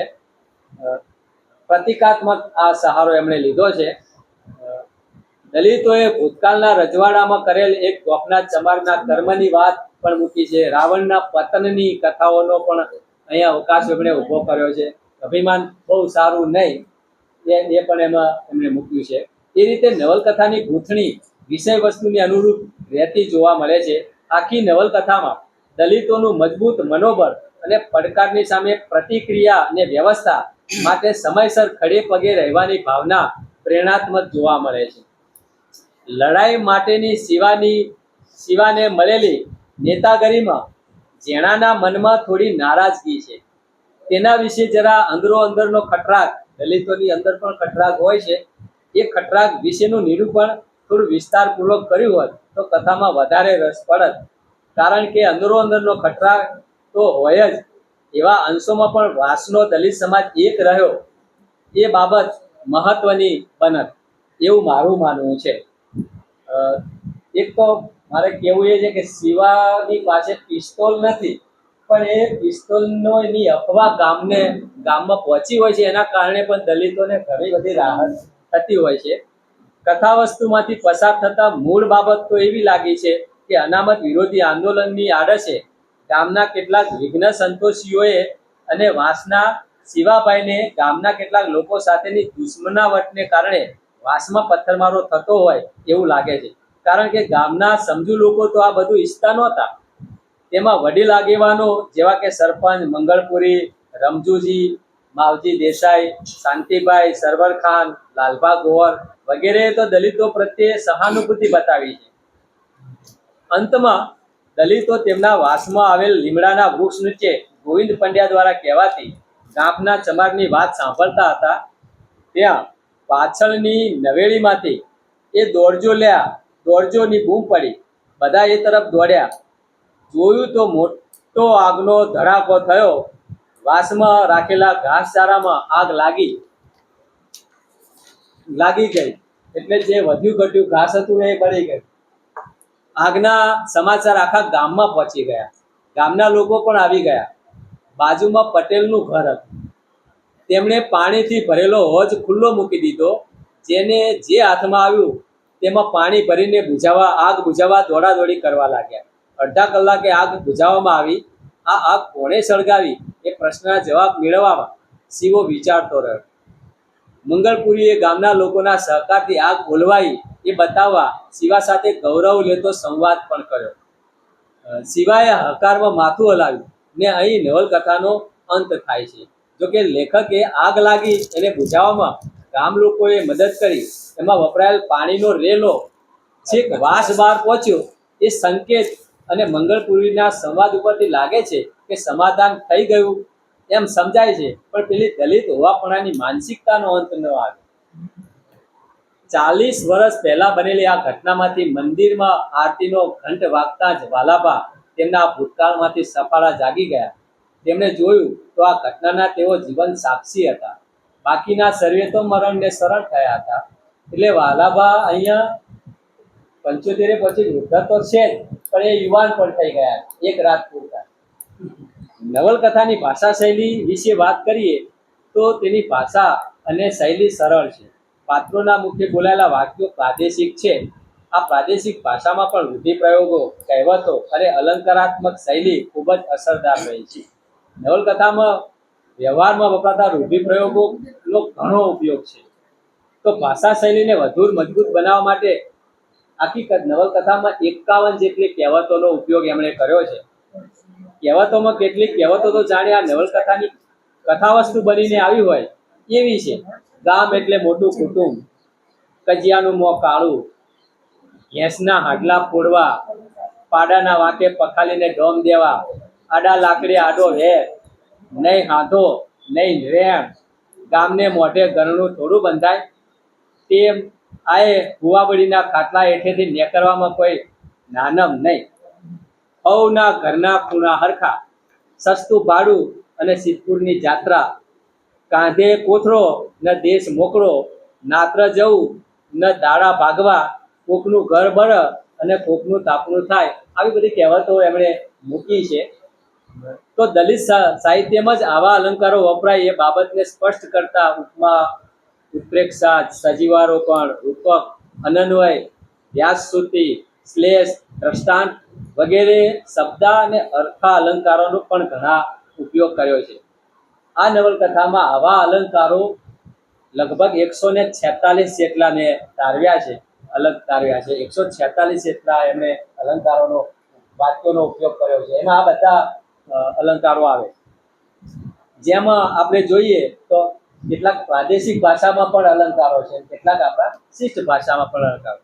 હારું હવની હારે હેડો ભાઈ, તો આ વર્ણાનુપ્રાસ અલંકાર છે, હનો વર્ણ.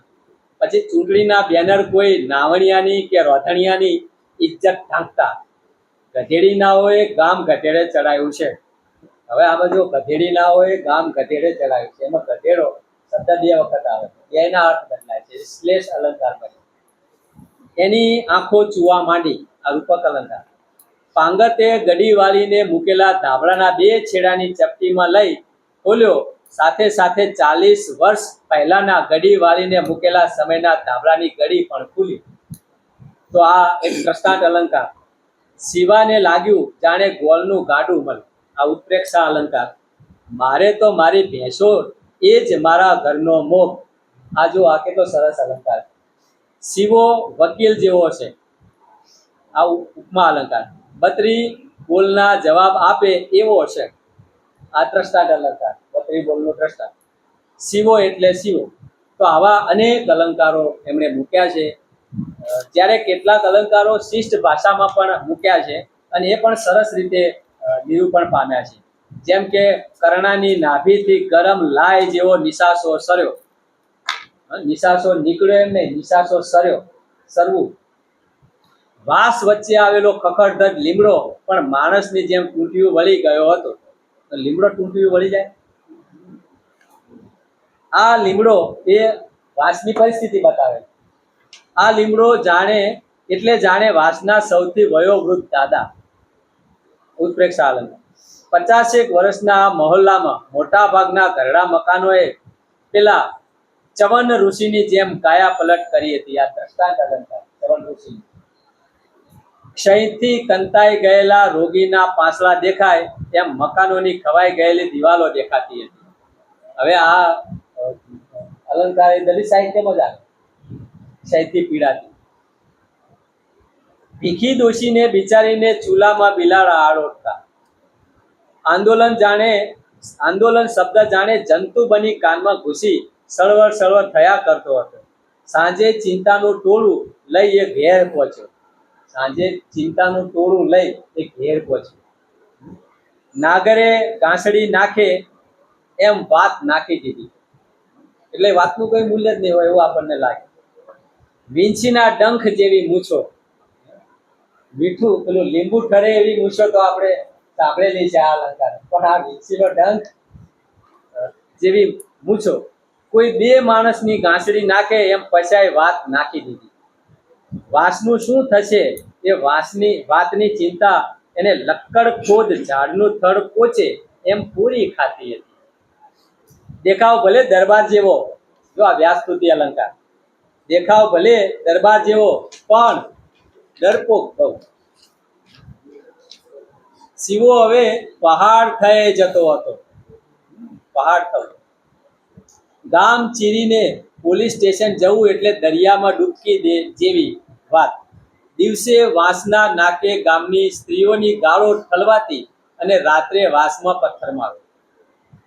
પીડાઓનું લશ્કર વાંસના રાત દિવસ હડિયા પાટું કરતું હોય. કેવી પીડાઓ હશે. મોટા ભાગની ગમાણોમાં ભેંસો નહીં પણ જાણે કંકાલ ઊભા હતા. ચારેય આંખોના કૂવા છલકાઈ ગયા. બદામી રંગના પથ્થરની લખોટી બેસાડી હોય એવી એમની એક આંખ હતી. આ મંગલપુરી ગૌસ્વામીની આંખ.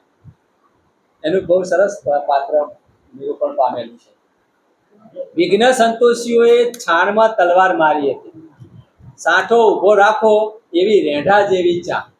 આ રેઢા જેવી ચાનો ઉપયોગ આપણે બહુ કરીએ, પણ પેલામાં મેં નહીં સાંભળી લલિતમાં. આમાં આપણે આ ઉપમા અલંકાર આવ્યો છે. આવા અલંકારો ખૂબ છે.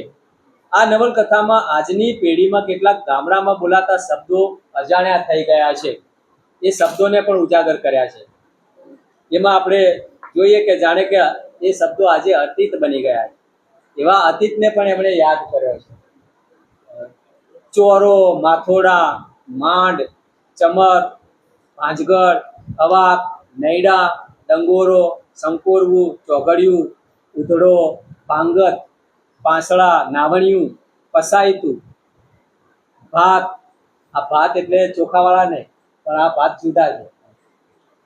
દાળી, દપાડી, વૈતરું, રોડું, ગોફણ, કરચો, વાળી, નીરી, ચોક, પજર્યું, રદિયો, ટબુડો, પોણો, ડોકું, ડોળ, ફોડ, હોળ, આની, ચબૂતરો, પરોઢ, ત્રાજવું, પલ્લુ, કળશિયો, મોદ, મોદ એટલે પાતરણ, આ મોદ પણ વપરાણું, મોવડી, ઉંબાડિયું, કજિયો, હાંડલા, ભેંસ, સોપો, આવા તો અનેક શબ્દો એમણે મૂકેલા છે જે આપણને યાદ કરાવે. આ ઉપરાંત કેટલીક વનસ્પતિઓના પણ એમણે નામ અંદર મૂકેલા છે જે આપણે અત્યારે ઓળખતા પણ નથી, એ પણ એમણે ઉજાગર કરેલું છે. તો નવલકથા તેના અંતે એના શીર્ષક અંતવિહીન અંત મુજબ ભૂતકાળ, વર્તમાન અને ભવિષ્યમાં દલિતોના સંઘર્ષનો ક્યારેય અંત આવતો નથી એ બાબતની સાર્થકતા સ્પષ્ટ કરે છે. એ શિક્ષિત બને, પરિવર્તન કરે, શાંતિથી જીવે, તોય તેમને તો શોષણ, અન્યાય, અત્યાચાર, અપમાન વગેરે સહન જ કરવાનું થતું હોય છે. એ નિરંતર છે, ગામ હોય કે શહેર, પણ એમના પ્રત્યેની માનસિકતા આજના વર્તમાન સમયમાં પણ એની એ જ રહેવા પામે છે. આ બાબત ઉજાગર કરે છે. આ આખી કથામાં લેખક શ્રી દરેક ઘટના વખતે સદેહે હાજર રહ્યા હોય તથા તેમાં દલિતોના આવતા પાત્રોમાં લેખક પણ કોઈ એક પાત્ર હોય એ રીતે કથાનું નિરૂપણ થયું છે. તેથી તેની વાસ્તવિકતા જોતા વધારાના વર્ણનોમાંથી તેઓ બાકાત રહ્યા છે એવું જણાય છે. પ્રેમ, પ્રકૃતિ કે અન્ય બાબતોનું વર્ણન નહિવત જોવા મળે છે.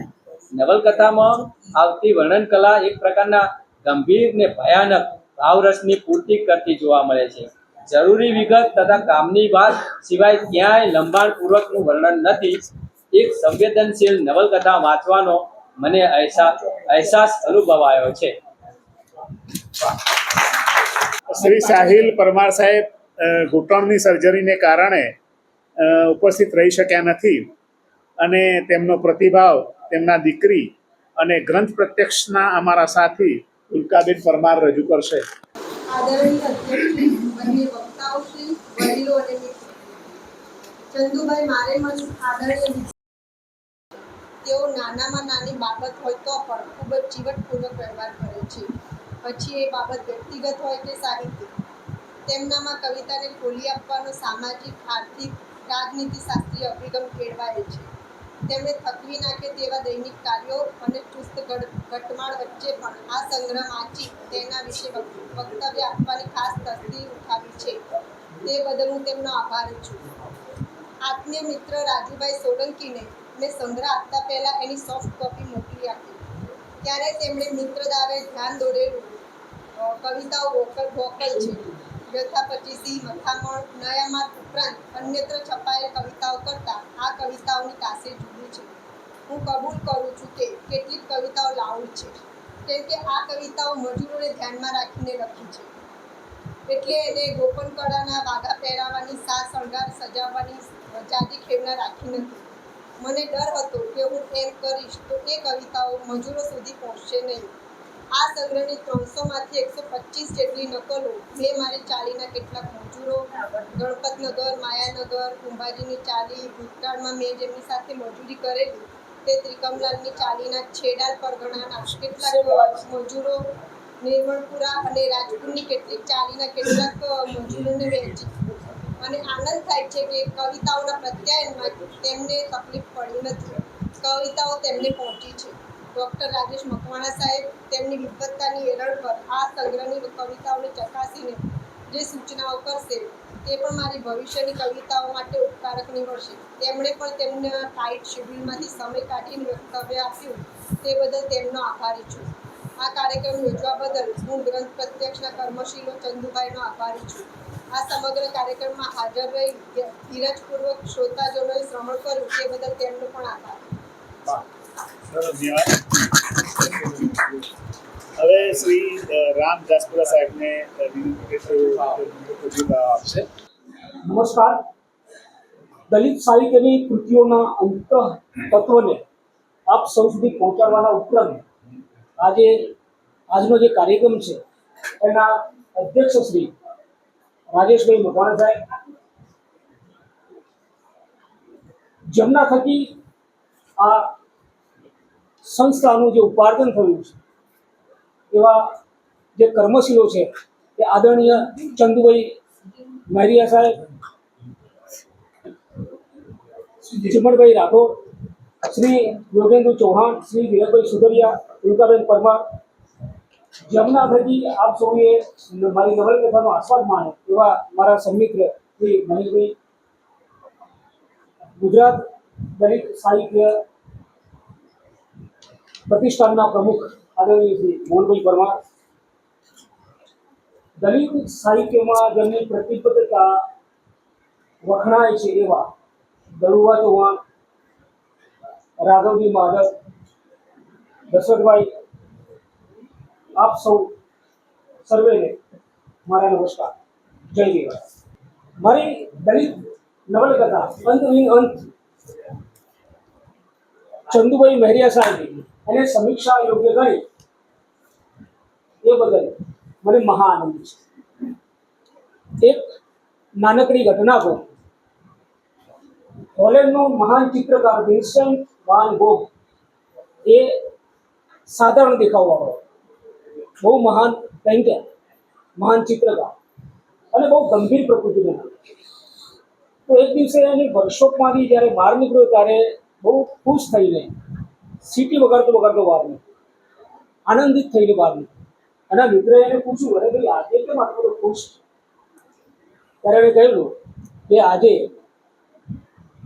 એક યુવતીની આંખોમાં હું સમાયો, એક યુવતીએ મારી નોંધ લીધી. તમે જુઓ કે એક યુવતીની નોંધ લેવાથી એનામાં કેટલું બધું પરિવર્તન થાય. અને મારે કહેવું છે કે આ મારી નવલકથા એ ચંદુભાઈ મહેરિયા જેવા વિદ્વાન એમની આંખો ચડી એનું મને મહાન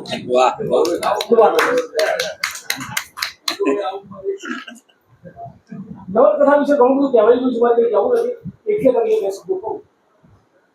કોઈ અંગ્રેજ વિદ્વાને કહ્યું છે કે ઇન હિસ્ટ્રી, ઇતિહાસમાં, everything is false accept dates and places.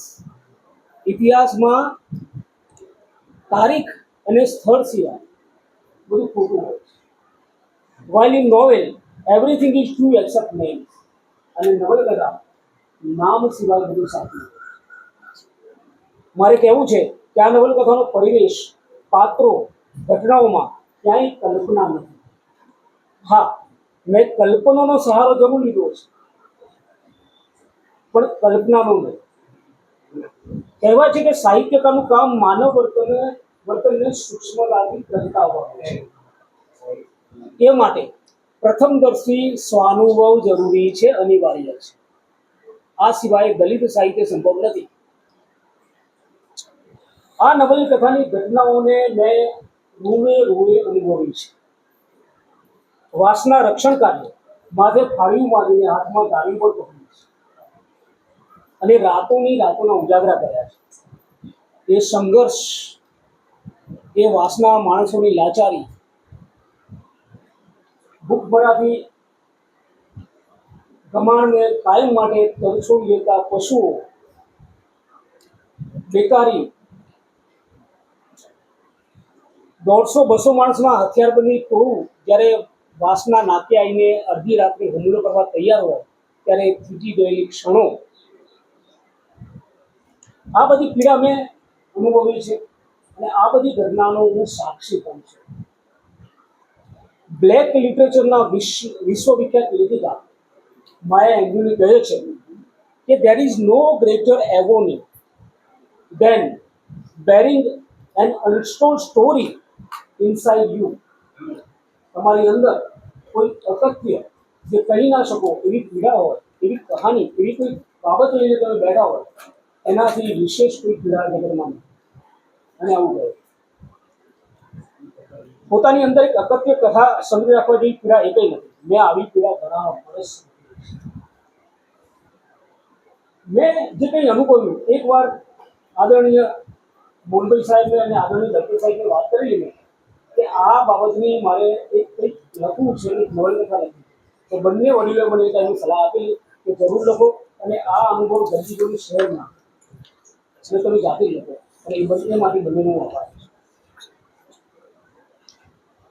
અંગ્રેજ કવિ સેમ્યુઅલ કોલરિજના એન્શિયન્ટ મેરિનરના જે કથાનાયક કાવ્યનાયક છે એ કાવ્યનાયકને એક શાપ હોય છે અને એ એક દરરોજ કોઈ માણસનો હાથ પકડીને એની કહાની ના કે એની કથા ના કે એની પીડા ના કે ત્યાં સુધી એને ચેન ના મારું પણ એવું છે આટલી બધી પીડા વર્ષો વર્ષ સંગ્રહ અને બહુ પ્રયત્ન કર્યો કે કોઈને કહું પણ આટલી બધી લાંબી કથા કોણ સાંભળે કોને સમજ પડે આખરે આ જે કથા છે એને કાગળ પર વિદ્યા મળી અને એ પ્રમાણે આ નવલકથાનો અવતરણ થયો. એ દિવસોએ જે બેઠેલી પીડા છે એની યાદ આપણે આજે પણ શરીરમાં અંતમાં મારી નવલકથાને અહીંયા સમીક્ષા વિધિને સ્થાન આપવા માટે ગ્રંથ પ્રત્યક્ષના તમામ કર્મશીલો તમામ ટીમનો હું આભાર માનું છું. સંચાલક શ્રી જીવનભાઈ રાઠોડનો આભારી છું. ગ્રંથ પ્રત્યક્ષ ટીમના કર્મશીલો નિરજભાઈ, ઉલ્કાબેન, યોગેન્દ્રભાઈ, વિરાગભાઈ અને પ્રત્યક્ષ કે પરોક્ષ રીતે ગ્રંથ પ્રત્યક્ષ સાથે જોડાયેલા મહાનુભાવોનો આભાર માનું છું. નવલકથાને સરસ રીતે ઉઘાડી આપી આપ સૌને રસાસ્વાદ કરાવે એવા મારા સન્મિત્ર મહેશભાઈ જાદવનો આભાર માનું છું. બહુ દૂર સુધીથી અહીંયા આ કાર્યક્રમને માણવા પધારેલા આપ સૌ મહાનુભાવોનો આભાર માનું છું. આદરણીય શ્રી મોહનભાઈ પરમાર, દલવતભાઈ ચૌહાણ, રાઘવજી માધવ સાહેબ, નરસિંહદાસ સોનકર સાહેબ, શ્રીમાળી સાહેબ, રમેશભાઈ દરજી કવિ શ્રી દશરથભાઈ, બધાના નામ શક્ય નથી. આપ સર્વેનો ખૂબ ખૂબ આભાર માનું છું. આપ સૌ ભાવકોએ અહીં પધારી કાર્યક્રમને સફળ બનાવે એ બદલ આપ સૌનો આભાર. ગ્રંથ પ્રત્યક્ષ ભવિષ્યમાં વિશાળ વટવૃક્ષ બને એવી શુભકામનાઓ પાઠવું છું. સૌનો પુનઃ આભાર. આજના કાર્યક્રમના માનનીય અધ્યક્ષ શ્રી ડૉક્ટર રાજેશ મકવાણા સાહેબને હું વિનંતી કરું છું કે તેઓ પોતાનું અધ્યક્ષીય પ્રવચન આપશે. સૌને જય ભીમ, સૌને વંદન. ગ્રંથ પ્રત્યક્ષ નિમિત્તે આજે બે ગ્રંથો વિશે જે વાત થઈ આપણી સમક્ષ, આખો જે ઉપક્રમ છે એનો આનંદ વ્યક્ત કરું. અધિકારના ઉપક્રમે એ નિમિત્તે ચંદુભાઈએ દીર્ઘકાળ સુધી આ પ્રકારની ગોષ્ઠી સંગોષ્ઠી કાર્યરત હતી. ગાંધીનગરમાં આવી રીતે સર્જનાત્મક પુસ્તકો વિશે અને ખાસ કરીને દલિત સાહિત્યના પુસ્તકો વિશેની સમીક્ષા વિશે વાત થાય એ આનંદની ઘટના છે. આ સંગોષ્ઠી નિમિત્તે જ્યારે ચંદુભાઈનો ફોન આવ્યો ત્યારે એમણે કહ્યું કે તમારે અધ્યક્ષીય જવાબદારી વહન કરવાની છે. એનો જે તે સમયે મેં ઇનકાર કરેલો, કારણ કે જ્યારે ચંદુભાઈ પોતે જ્યારે વાત કરવાના હોય એ બેઠકમાં અધ્યક્ષ તરીકે બેસવું એ ખરા અર્થમાં કસોટીની ક્ષણો હોય, પણ છતાં એમના પ્રેમાગ્રહને કારણે એ જવાબદારી મેં સ્વીકારી. બંને સર્જકો તરફથી, એટલે કે સાહિલભાઈ પાસેથી મને તળ ભાતીગળ એ કાવ્ય સંગ્રહ મળ્યો, રામ જાસપુરા પાસેથી મને એમની જે પ્રથમ દલિત નવલકથા અંતવિહીન અંત મને મળી. યોગાનુયોગ એ સમયે વેકેશનનો સમય હતો, એ બંનેમાંથી સાધ્યંત પસાર થવાનું બન્યું. વિશેષ ગુજરાત સાહિત્ય અકાદમી દ્વારા છેલ્લા 25 વર્ષ દરમિયાન વિવિધ સાહિત્ય સ્વરૂપોમાં જે કામ થયું છે એના સરવૈયું વિશેના વિવિધ એવા પુસ્તકો, પછી નવલકથા હોય, નાટક હોય, એકાંકી હોય, એમાં મને દલિત સાહિત્ય વિશે મને કામ સોંપ્યું છે અને એ કામ પૂર્ણ થવા ઉપર છે. ગુજરાતી દલિત સાહિત્યના 2 મૂર્ધન્ય સર્જકો પણ અહીં બેઠા છે.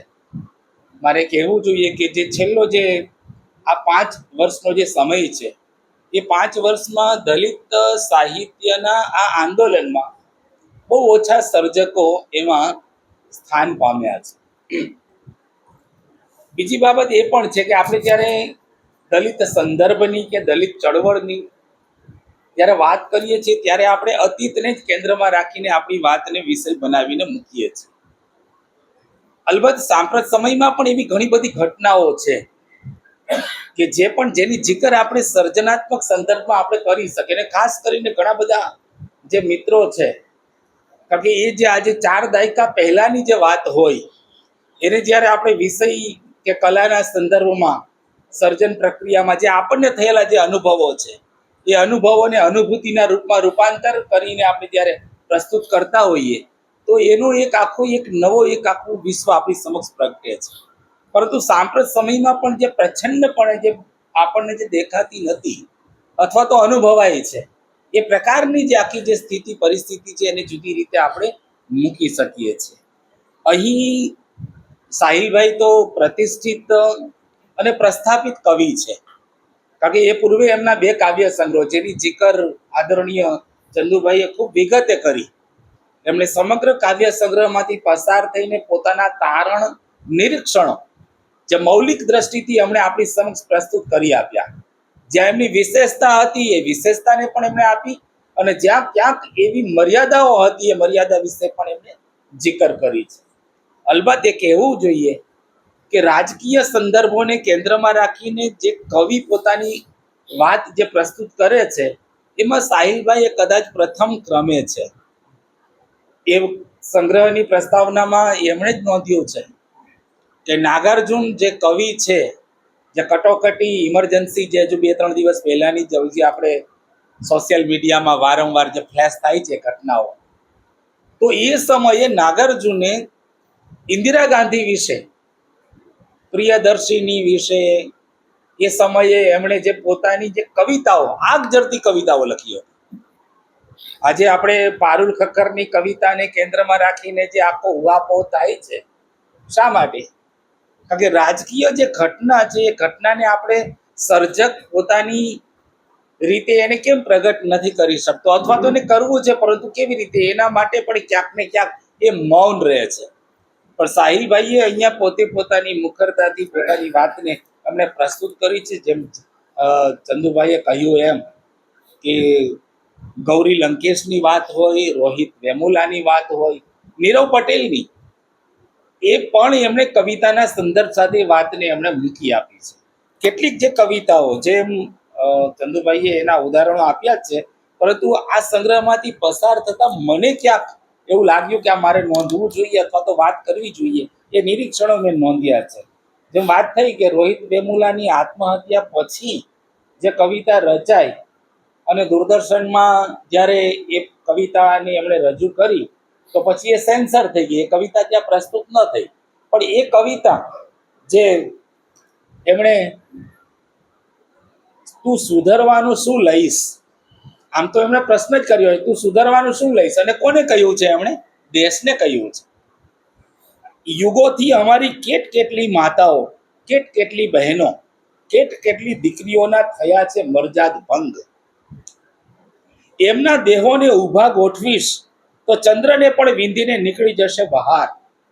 બોલ હજી જોઈએ છે તારે કેટલી યોનિઓ, કેટલા નિતંબ, કેટલા સ્તન, થરથરતા કાળજા, આવા અધમ નગુણા જુલમગાર દેશ, બોલ તું સુધરવાનું શું લઈશ. કવિતા તો ક્રમશઃ આગળ વધે છે. એ ઉપરાંત એમણે સાંપ્રત સમયમાં જે આપણને હચમચાવી નાખતી જે ઘટનાઓ છે એ ટીવી દ્વારા કે ન્યૂઝપેપરમાં, ઇલેક્ટ્રોનિક કે પ્રિન્ટ મીડિયાથી આપણે જ્યારે આપણે એકદમ વ્યગ્ર બની જઈએ છીએ. 2-3 દિવસ સુધી એ ઘટના આપણી નજર સમજથી હટતી નથી. એવા કઠુઆ કાંડ વિશે એમણે પોતાની કવિતા રચી છે. એવી જે ઘટનાઓ છે, એમની એક રચના છે રામજાદા અને હરામજાદા. તમે જુઓ એ કવિતામાં એ કેવી રીતે, કારણ કે અત્યારે આખું જે વાતાવરણ છે, જે સમકાલીન જે પરિસ્થિતિની સામે કવિ પોતાનો એક મક્કમ સૂર એ કેવી રીતે પ્રગટ કરી જુએ છે. કારણ કે શબ્દ એ પણ પ્રહાર માટેનું એક માધ્યમ છે અને એને કેવી રીતે વ્યક્ત કરે છે. માત્ર રામના નામે હરામમાં જેમને મળી ગયો છે આખો દેશ, એવા મફતિયા લોકો અમારા જેવા જ પીડિત સમાજને હરામજાદા કહે છે. આ રામજાદા અને એની આગળ હ પ્રત્યય મૂક્યો છે, એટલે શબ્દને કેવી રીતે એને મૂક્યો છે. જોયા અને હત્યાકાંડ એ પણ આપણી ગુજરાતમાં જે પેલી સુરતમાં જે અગ્નિકાંડ થયો ને જે નાની બાળકીઓ જે ઉપરથી કૂદીને જે મૃત્યુ પામી, એ જોઈને કવિ કેવી વ્યગ્રતા અનુભવે છે એની વાતને પણ એમણે એમાં રજૂ કરી છે. ક્યાં છે આ કવિતામાં? જુઓ કવિ શું કહે છે કે એમની દેવીઓ એમના જેવી ગોરી, રૂપાળી, માસલ દેહ અને મધ્ય વયસ્ક. એમની દેવીઓ એમના જેવી ગોરી, રૂપાળી, માંસલ દેહ અને મધ્યમ વયસ્ક. સવર્ણા જેવી સુશોભિત વસ્ત્રાલંકારથી જાજ્વલ્યમાન, એક હાથમાં કમળ ને બીજા હાથે ખેરવતી મુદ્રાઓ, વીણાધારી શ્વેત વસ્ત્રાવૃત્તા. આપણી દેવીઓ આપણા જેવી કાળી, કદરૂપી, અર્ધવસ્ત્રા, આંખોમાં અંગારા, નરમુંડની માળા, એક હાથમાં ખપ્પર, બીજા હાથમાં લોહી નીતરતું ખડક. એમને જોઈને માંસનો ને દેશી દારૂનો ભોગ, એમને જોઈએ માંસનો ને દેશી દારૂનો ભોગ. બહુ વહાલા આપણી જેમ એમને પણ વહાલું છે મુરઘી, મટન ને દેશી દારૂ. આ કવિની કવિતામાં એણે આખી વાતને જે રીતે આમ જક્સ્ટાપોઝ સામસામે મૂકી આપી છે. વિશેષ કવિની જે નોંધપાત્ર જે કવિતાઓ છે જેની જિકર ચંદુભાઈએ પણ કરી એ કોરોના કાળની. એ સમય આપણે આમ તો 5 વર્ષનો જ ભૂતકાળ છે, પરંતુ આપણે બધા મોટા ભાગના આપણે વિભીષિકા જે અનુભવ્યું હતું એ ક્રમશઃ આપણે બહુ જલ્દીથી ભૂલી ગયા. પણ કવિ એ સમયે કોરોનાના એ કાળમાં નિરીક્ષક એ પીડીએફ રૂપે આવતું, ચંદુભાઈ એનું સંપાદન કરતા. એના મોટા ભાગના અંકો છે. જ્યારે આપણે ફરીથી એમાંથી પસાર થઈએ છીએ તો એ સમકાલીન સ્થિતિ, પરિસ્થિતિ, વાતાવરણ, એનું આખું વાસ્તવિક ચિત્ર એ આપણી સમક્ષ પ્રગટ થાય છે. ગુજરાતમાં પોલિટિકલ પોએમ્સ કહેવાય છે તે ખાસ લખાતી નથી, જેની વાત હમણાં આપણે કરી. કવિ સાહિલ પરમાર નોંધે છે કે મારી વફાદારી કોઈ રાજકીય પક્ષ સાથે નહીં પણ ભાતીગળ લોક સાથે છે. એટલે ભાતીગળ લોકના વિવિધ એવા સંદર્ભોને એમણે આમાં રજૂ કરી આપ્યા છે. 1983 અને 84 આ કવિની કવિતા, 1983-84 કવિએ લખેલું કે એક વ્યક્તિ ઝૂંપડીમાં જન્મે છે અને એક વ્યક્તિ મહાલયમાં જન્મે છે. બંનેના જન્મ થાય છે, એકનો ઝૂંપડીમાં થાય છે, એકનો મહાલયમાં થાય છે. એની પાછળ નસીબ કે યોગાનુયોગ નથી, રાજકારણ છે અને દલિત સાહિત્યની પણ પોતાની રાજનીતિ છે. આ કવિ એવી રીતે સ્પષ્ટ રીતે પોતાની વાતને એમાં એ રજૂ કરે છે. કોરોના કતલ કાયદાના ઉકડાની નહીં વિલંબ, નહીં નિર્બલ કે બલરામ, કેમ કરીને કહીએ આ બધી જન્મારાની કેદ મળી હોય એવા આ લોકડાઉનના સમયને કવિએ કવિતામાં આપણી સમક્ષ પ્રસ્તુત કર્યો છે. જેને ઘર છે એ તો પોતાના ઘરમાં રહે, પરંતુ એવા ઘર વિહોણા એવા હજારો લાખો જે શ્રમજીવીઓ છે એ પોતે ક્યાં જાય? જે સોશિયલ ડિસ્ટન્સનો જે સંદર્ભ છે એના જીવનની સાથે કેવો જોડાયેલો, એવી હજારો જે દિવાસળી સમી જે આખી બસ્તી જે ચાલી રહી છે, જેના પગમાં છાલા છે, લોહી નીતરી રહ્યા છે, એની વેદના સંવેદનાને કવિએ પોતાની આ તળ ભાતીગળ કવિતામાં એમણે પ્રસ્તુત કરી આપી છે. અને જેના વિશે ચંદુભાઈએ ખૂબ જ વિગતે, માર્મિકતાથી અને પોતાના મૌલિક નિરીક્ષણોને અહીં પ્રસ્તુત કરી આપ્યા છે. એટલે હું વિશેષ વિગતે એની વાત કરતો નથી, પરંતુ એમની કવિતાના અનુસંધાનમાં સર્જન પ્રક્રિયાના થોડા નિર્દેશો બહેન ઉલ્કા બહેને પણ એમના પ્રતિભાવ રૂપે આપણી સમક્ષ પ્રસ્તુત કરી આપ્યા છે. બીજા જે વક્તા હતા એ પ્રિય મિત્ર મહેશભાઈ જાદવ, ગુજરાત વિદ્યાપીઠમાં એ અધ્યાપક છે, મારા બહુ જૂના મિત્ર છે. દલિત સાહિત્ય ઉપર જ એમણે પીએચડીની પદવી પ્રાપ્ત કરી છે. એટલે જેમ મોહનભાઈએ વાત કરી કે અધિકૃત એ વક્તા છે. અને રામ જાસપુરાનો પહેલી નવલકથા, દલિત નવલકથા, એમણે પ્રસ્તાવનામાં લખ્યું છે કે બહુ વિલંબથી એમણે પોતાની સર્જન યાત્રાનો પ્રારંભ કર્યો. અને સર્જન યાત્રાના પ્રારંભમાં એ મોહનભાઈને પણ એમાં કડીરૂપ ગણે છે. 40 વર્ષ પહેલાની આ ઘટનાને એમણે નવલકથામાં આકારિત કરી છે. જેવી રીતે આપણે મલક વાંચતા હોઈએ કે જેવી રીતે જુદી જુદી અલગ અલગ જે બપોર વાંચતા હોઈએ, તો તમે જે સમય જુઓ છો એ તમે અહીંયા પણ રામભાઈએ ફ્લેશબેક પદ્ધતિ, એટલે જે વીતેલી જે ઘટના છે એને એક નાયક કે જે રીતે પોતાની મનઃસ્મૃતિમાં જે રીતે પોતે યાદ કરે છે, સ્મૃતિ કરે, અને એ રીતે એનું આલેખન આમ એક રાતમાં, પણ આમ જોવા જાવ તો 24 પ્રકરણમાં આ સર્જકની આખી જે વ્યથા કથા છે, આમ તો એનું નામ જ અમે આપ્યું છે કે અતીતના વ્યથિત દલિતોની નવલકથા. એનું શીર્ષક જ અંતવિહીન અંત એ રીતે આપ્યું છે. તો આ નવલકથાના કેન્દ્રમાં એમનું પોતાનું જ ગામ છે, સર્જકના પોતાના જ અનુભવો, જેમ ટી.એસ. એલિયટ કહે છે હર્ષદભાઈ કે સર્જન એ અનુભવમાંથી થતું નથી, પણ તમારો અનુભવ એ જ્યારે અનુભૂતિમાં રૂપાંતર થાય પામે છે અને ત્યાર પછી એનું પ્રત્યાયન થાય છે. તો સર્જકનો જે 40 વર્ષ પહેલાનો, મેં હમણાં જ વાત કરી કે એ સમયે તો એ પોતે કોલેજમાં અભ્યાસ કરતા હતા. એ સમયે ત્યાંથી ગામડેથી જે 5-7 કિલોમીટર દૂર છે ત્યાંથી ચાલતા ચાલતા કે સાયકલ પર કલોલ રેલવે સ્ટેશને આવવું, ત્યાંથી અમદાવાદ કોલેજમાં અભ્યાસ કરવો, અને એ સમય આ અનામત આંદોલન સમગ્ર ગુજરાતમાં આ 85માં, આમ તો આ બીજી લહેર હતી, કારણ કે 81-82 અને ત્યાર પછીનું આ 85નું આંદોલન.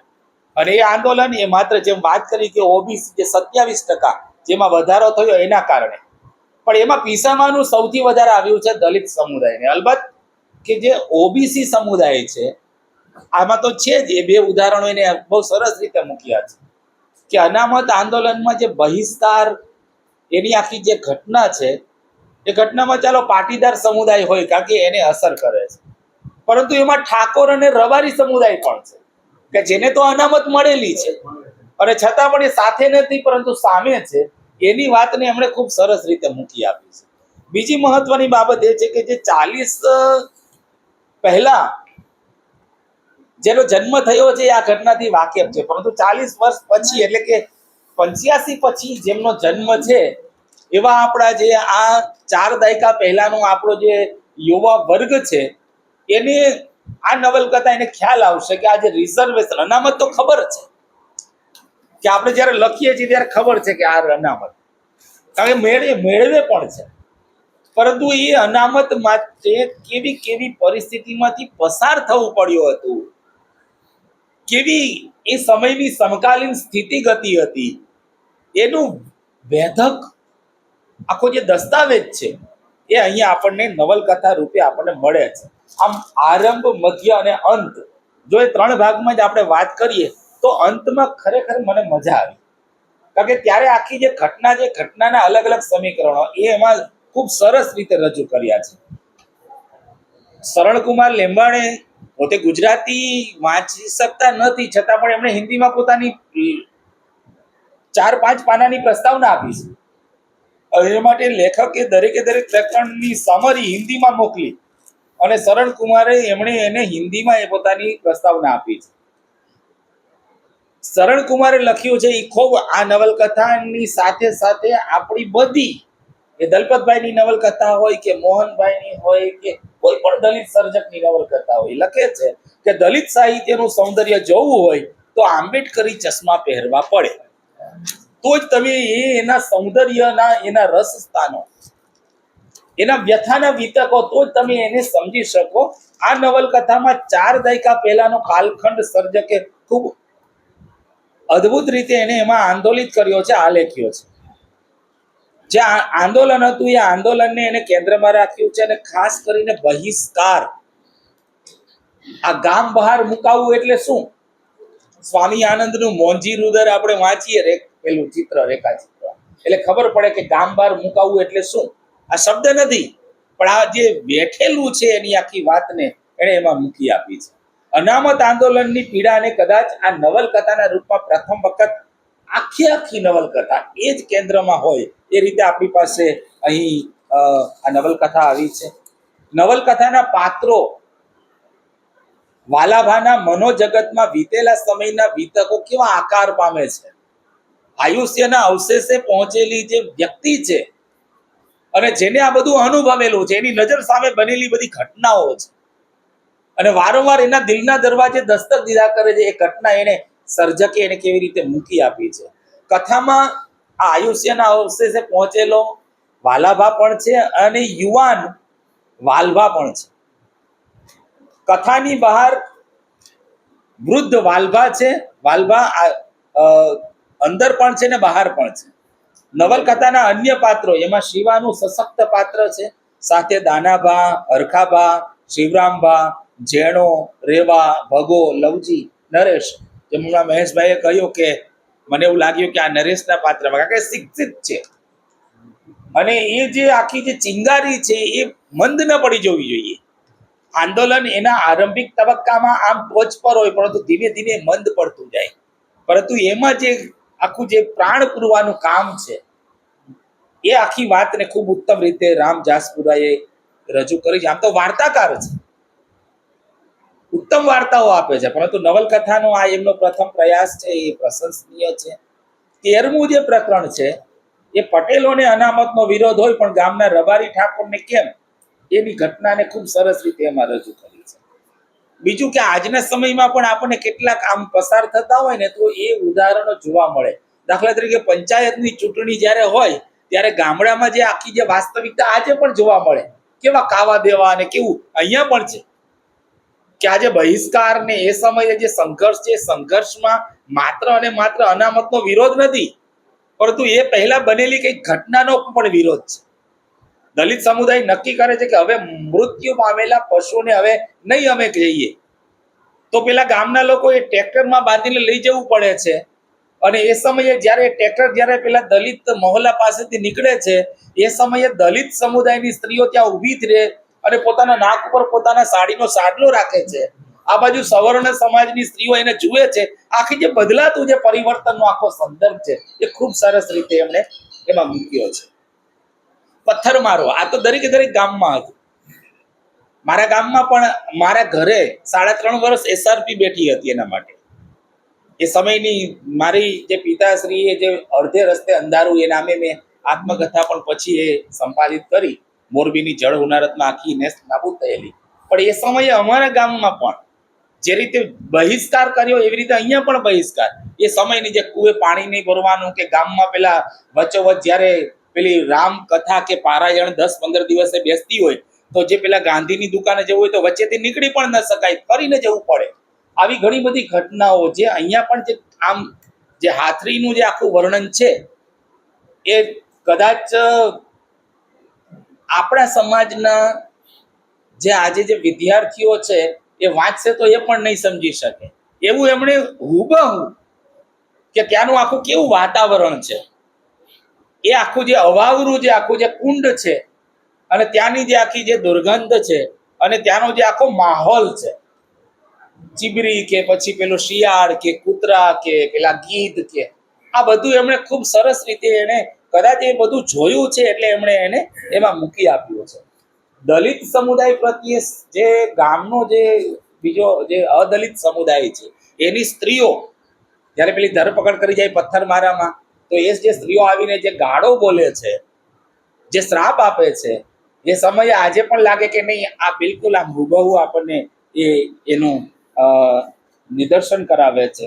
છેલ્લું જે દ્રશ્ય છે જેની વાત કરી કે પેલું જે ગામ જે પેલું ઘર સળગ્યું છે, ગામના દલિત સમુદાયમાં બધા જે પણ પાણી છે નાખે છે, પેલા ગામના લોકો પણ નાખે છે અને એ ગામનું પાણી આગળ વધતું વધતું ગામના ચોરા સુધી પહોંચે છે. અને આજ સુધી ક્યારેય આ વાંસનું પાણી ગામના ચોરા સુધી પહોંચ્યું નથી. આ પહેલી વખત પાણી પહોંચ્યું છે અને એ જ સમયે ગામના લોકોનું જે પાણી છે એ પણ આગળ વધતું વધતું ત્યાં પહોંચ્યું છે. એ બંને પાણીનું મિલન થાય છે. આ બાજુ દલિત સમુદાયના મહોલ્લામાંથી આવેલું પાણી અને આ બાજુ ગામ લોકોનું. આ જે સૂચક અંત ત્યાં સર્જક પોતે પોતાની નવલકથાને વિરામ આપે છે. આ બંને સર્જનમાંથી પસાર થવાનું બન્યું એનાથી વિશેષ આનંદ સાહિલભાઈ નથી આવી શક્યા, પરંતુ ઉલ્કાબેને એનો જે પ્રતિભાવ અહીંયા આપણી સમક્ષ રજૂ કર્યો. રામ જાસપુરા પોતે અહીંયા પોતાનો પ્રતિભાવ આપે અને આ બંને સર્જકોની ઉપસ્થિતિ, એકની અનુપસ્થિતિ પણ બેન છે એટલે ઉપસ્થિતિ માનીએ, એમની ઉપસ્થિતિમાં આદરણીય ચંદુભાઈએ ખૂબ સરસ રીતે આ કાવ્ય સંગ્રહ વિશે વાત કરી અને નવલકથા વિશે મહેશભાઈએ વાત કરી. બંનેને વંદન સાથે અભિનંદન આપી મારી વાત હું પૂર્ણ કરું છું. આપ સૌનો ખૂબ ખૂબ આભાર. આજના કાર્યક્રમના માનનીય અધ્યક્ષ ડૉક્ટર રાજેશ મકવાણા સાહેબ, ડૉક્ટર મહેશભાઈ જાદવ સાહેબ, અ, રામ જાસપુરા સાહેબ ને આદરણીય ચંદુભાઈ મહેરિયા સાહેબ, અને અહીંયા નજર કરીએ તો ખૂબ જ સાહિત્ય ક્ષેત્રના વિદ્વાન સમગ્ર જે લોકો પોતાનો કિંમતી સમય આપીને અહીંયા ઉપસ્થિત રહ્યા છે, ખાસ કરીને દલપત ચૌહાણ સાહેબ, પીડી શ્રીમાળી સાહેબ, બલદેવ આચાર્ય સાહેબ, બધા મોહન પરમાર સાહેબ, સોમ વાઘેલા સાહેબ, ઘણા બધાના ટૂંકમાં ખૂબ જ વિદ્વાન આપના સમય કિંમતી સમય ફાળવીને જે ઉપસ્થિત રહ્યા છે તે બધા સૌનો જીવન પ્રત્યક્ષ તરફથી અને હું પોતે પણ આભાર વ્યક્ત કરું છું.